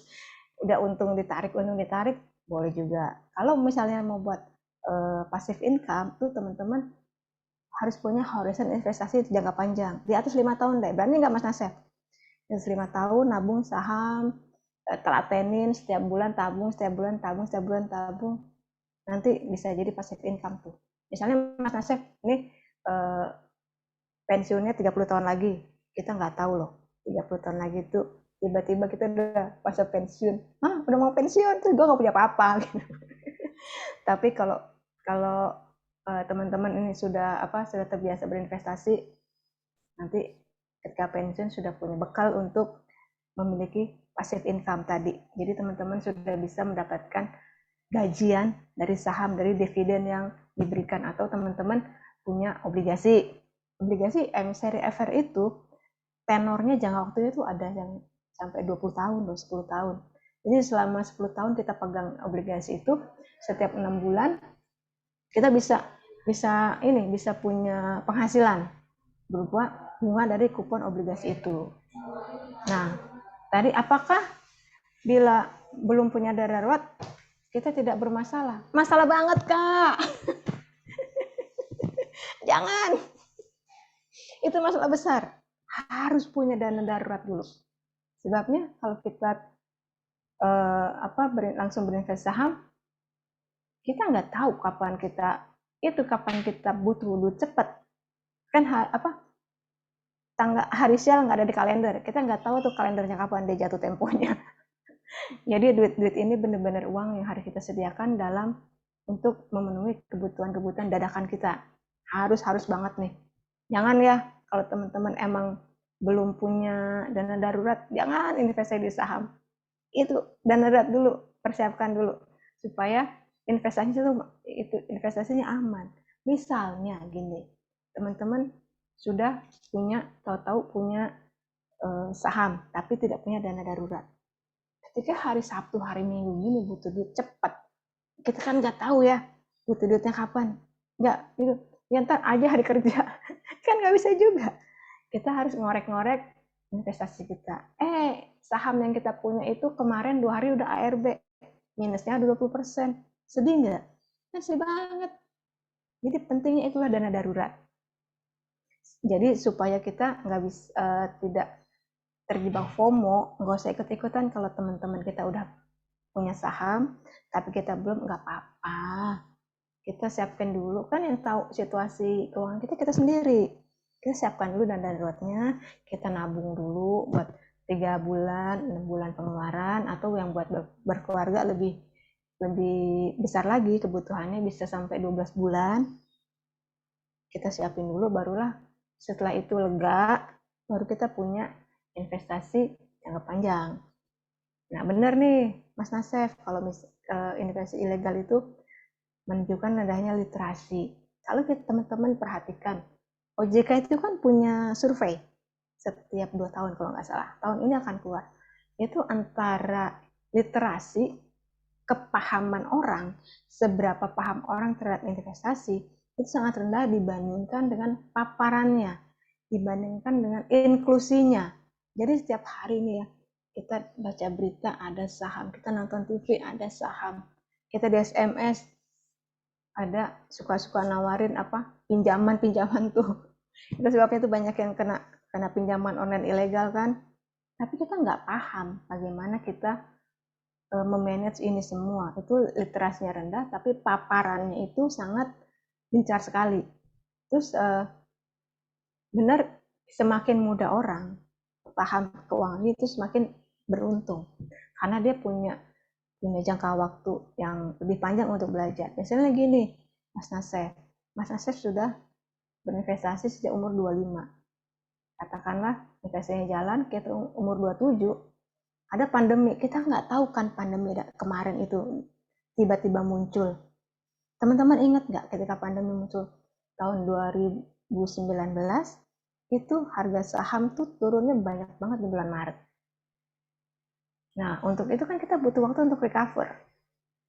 Kalau Mas Nasef, misalnya ketika itu umurnya 27, sahamnya minus 50%. Nah, kita umur 28 udah recover. Nah, jadi kan masih ada waktu untuk mengembangkan aset tersebut. Jadi semakin muda memang semakin baik. Anak usia pendidikan dasar boleh sudah memerlukan literasi keuangan, karena sedihnya begini Kak, soal keuangan ini kan kita langsung ujian, nggak ada sekolahnya, ya nggak? Kita langsung dihadapkan pada kenyataan hidup sehari-hari. Bagaimana kita mengatur utang, gimana kita mengatur pengeluaran, itu kan nggak ada yang ngajarin di sekolah. Tahu-tahu tanggal 25 gajian, tanggal 20 gue udah nggak punya duit, karena kita tidak bisa mengatur. Pengetahuan itu kan tidak kita dapatkan di sekolah, kita dapatkan dari pengalaman. Kita udah boncos duluan di saham, tiba-tiba uangnya habis, nggak ada yang ngajarin gitu. Kita udah ujian duluan nih, tapi itu aja belum, belajarnya belum. Nah, memang sejak kecil kita harus melatih anak-anak sih, mulai dari yang sederhana saja. Misalnya kalau dia dapat kado ulang tahun tuh, boleh sebagian dibelanjakan. Jadi anak-anak sekarang belinya robok ya, koin robok tuh, game. Ya sebagian bisa ditabung, atau nanti kalau udah agak besar, atau udah SMA gitu, udah umur 17, boleh mulai dibukakan rekening, misalnya reksadana. Ini anak, ibu kasih kamu hadiah tahun ini reksadana 100.000 rupiah. Nanti ketika ulang tahun depan kita lihat jadi berapa nih reksadananya. Nanti kalau untung tambahin lagi. Gitu. Hal-hal kecil itu akan membuat anak-anak muda semakin aware sama namanya investasi. Gitu teman-teman kira-kira. Oke. Semoga menjawab ya Mas Nasef ya. Ingat. Terus ini Mbak, kapan sih waktu yang tepat untuk mengenalkan literasi keuangan ke generasi muda Mbak? Menurut aku sih ya semudah-mudahnya, karena kita terkait dengan SD boleh dengan bentuk yang sederhana. Kalau teman-teman ingat dulu itu Citibank itu punya program ke SD-SD untuk mengajari literasi keuangan pakai drama. Itu udah lama banget tuh. Jadi ada drama. Ini aku kasih kasih uang segini. Lalu nanti belanjanya berapa? Ya, disimpannya berapa gitu. Itu literasi keuangan dimulai dari situ. Kita tidak spending semua uang kita, tapi ada yang disisihkan. Tuh, itu basic banget kan. Nah, bentuk menyisihkan ini apa? Apakah kita simpan di bawah bantal atau di celengan jago? Dulu kan ada tuh kita celengan jago yang dari tanah liat. Ataukah gimana? Mungkin anak-anak kecil disisihkannya di celengan jago. Nanti kalau udah besar, yuk kita bawa ke bank. Ya udah SMP ya. Kita bawa ke bank, kita simpan tabung di bank. Oke, ntar udah kuliah, udah SMA. Oke, kita simpan uangnya di reksadana misalnya. Atau kita beli ori yuk. Gitu. Ini sejak muda anak-anak sudah diperkenalkan bagaimana yang basic apa sih mengelola keuangan kan. Bagaimana kita tidak spend semua uang yang kita punya, sebagian disisihkan. Nah, investasi ini kan disisihkan, bukan disisakan. Kalau sisa nggak bakalan sisa Kak. Kita beli boba terus. Iya, jajan terus yang ada. Jajan terus. Makanya harus disisihkan nih. Sejak muda belajar menyisihkan, bukan menyisakan. Jadi sekian yang ditabung, sekian yang dibelanjakan. Bolehlah kita pergi ke itu minimarket nih, jadi anak-anak kan pergi ke minimarket beli jajan-jajan atau beli apa tuh. Basic banget sih itu sebenarnya. Oke. Gitu Mbak Weda. Ya, dini aja juga bisa ya, nggak harus saat umur tertentu. Dan tentu itu bukan yang canggih-canggih. Masa anak kecil, ayo kita belajar candlestick, ya nggak gitu kali. Iya, betul-betul. Dari mengatur keuangan dulu ya. Iya, atau kita belanja Ya, deh. apa? Kita kasih uang 10.000 ke mana? Ke minimarket. Coba belanjanya berapa? Tuh, belanjanya tentu tidak bisa yang harga di atas 10.000. Pasti dia belanja yang di bawah 10.000, gitu kan? Karena uangnya cuma segini. Kan anak kecil tuh pengen ini mau, itu mau, coklat mau, permen mau. Enggak, uangnya cuma segini tuh nggak cukup, gitu. Jadi basicnya secukupnya aja. Uang kita tuh coba jajan jatahmu 10.000. Mau beli kerupuk, kerupuk sekarang harganya mahal ya, 3,5 loh aku tadi beli. Mau beli kerupuk, mau beli gorengan, pokoknya cukupnya 10.000 udah, nggak bisa lebih karena uang kita cuma segini. Oke, jangan besar pasak daripada tiang ya. Betul, itu kan basic banget, Mbak. Oke, siap. Terima kasih Mbak Joyce jawabannya. Semoga cukup menjawab ya Mas Nasef. Satu lagi Mbak Joyce, pertanyaan dari teman kita di YouTube. Kak, apa bedanya investor dan trader dari Arya? Oh iya, gini, kalau investor itu khususnya di saham ya Kak. Kalau saham itu investor itu memiliki horizon waktu yang lebih panjang. Jadi dia beli saham, dia kekepin aja tuh sahamnya. Mungkin setiap bulan dia akan beli saham. Setiap bulan dia akan beli saham. Itu dia kekepin. Nanti berapa tahun baru dibuka celengannya, baru dijual. Dia menikmati dividen. Nah, kalau trader ini dia lebih, dia nggak peduli tuh dividen, dia lebih mementingkan pergerakan harga saham. Makanya ada sekarang istilahnya itu cuan bungkus. Beli 1.000, 5 menit kemudian, kan harga saham berfluktuasi gitu ya. Beli 1.000, 5 menit kemudian harganya jadi 1.100 misalnya. Udah, yang 100-nya diambil, sahamnya dijual. Lalu nanti beli lagi saham lain. Sahamnya harganya 500, berubah jadi 550, dijual. Nah, seorang trader itu lebih sering melakukan transaksi ketimbang investor. Kalau investor kan mungkin ya sebulan sekali lah dia beli sahamnya karena dia mau menabung. Kalau trader satu hari itu bisa katakanlah 30 kali transaksi, bisa 10 kali transaksi, lebih cepat. Semakin canggih seorang trader, semakin cepat dia bisa tiktok-tiktokan gitu terus. Karena dia mengutamakan yang namanya cash flow, pendapatan harian dari untung segini. Misalnya hari ini untungnya 100.000, besok 200.000. Sementara kalau yang si investor, dia berharap bulan Januari dia beli 1.000, nanti mudah-mudahan bulan Desember bisa jadi 1.300, ditambah dividen. Nah, itu senang tuh trader. Kalau investor itu lebih santai. Kalau trader kan harus memantau terus setiap kali pergerakan harga sahamnya. Itu kira-kira Kak. Oke, siap. Satu lagi, karena masih ada tapi dijawab cepat aja Mbak Joyce ya. Boleh. Teori investasi saham yang 110 di buku ini betul atau enggak sih Mbak? Bisa diterapkan ke semua orang atau range umur tertentu dari Gabriel? Nah, ini merupakan rumus yang general, yang universe banget. Jadi 110 terus dikurangi umur tuh kita bisa terapkan di kita, dan juga kita lihat juga apakah kita benar-benar merupakan seorang yang menghindari risiko atau kita berani challenge risiko. Misalnya dapat angkanya berapa, terus aduh kayaknya ini kebanyakan nih buat aku. Diturunin nggak apa-apa, bisa diturunin. Atau misalnya aku masih muda, masih beranilah aku lihat saham merah hijau setiap hari itu masih berani. Jadi aku naikin lagi tuh porsinya, boleh. Nah, tergantung kita sendiri sih. Tapi itu memang sebuah rumus yang universal. Gitu. Oke. Jadi bisa ya jadi panduan kalau kita panduan yang fleksibel, bisa naik bisa turun tergantung situasi kita sendiri. Oke, jadi kayak Johnson masih umur 20 tahun gitu ya. Jadi masih berani lah. Diinvestasikan berarti 90% dong. Banyak sekali. Oke. Jadi bisa teman-teman kalau mau mulai bisa diterapkan. Kayaknya pertanyaan udah habis semuanya, Mbak Joyce.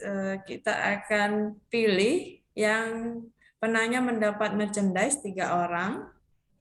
Tadi total penanya ada 4.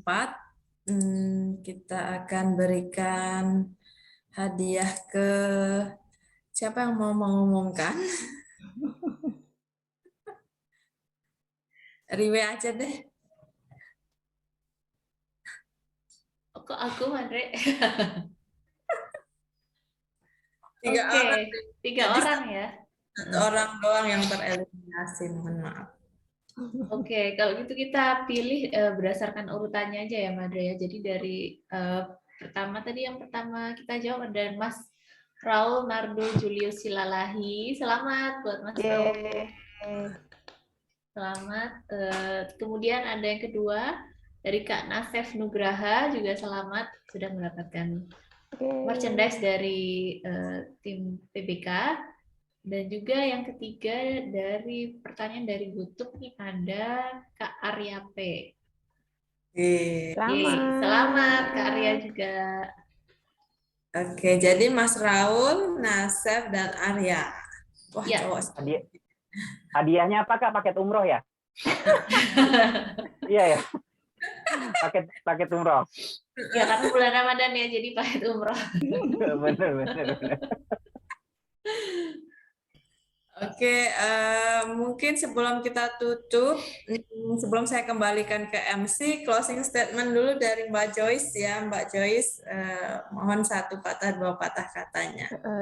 Teman-teman jangan takut untuk memulai investasi, mulailah dari hal yang sederhana dulu, yang memang teman-teman pahami dan teman-teman comfort di situ. Nanti itu seiring dengan perjalanan waktu itu pasti akan berkembang sendirinya kok. Itu otomatis tuh udah bisa berkembang dengan sendirinya. Jadi jangan takut untuk memulai. Katakanlah mulai dari 10.000 nggak apa-apa. Hari ini nggak beli boba dulu ya Kak. Kita mau nabung saham dulu. Atau beli reksadana dulu gitu.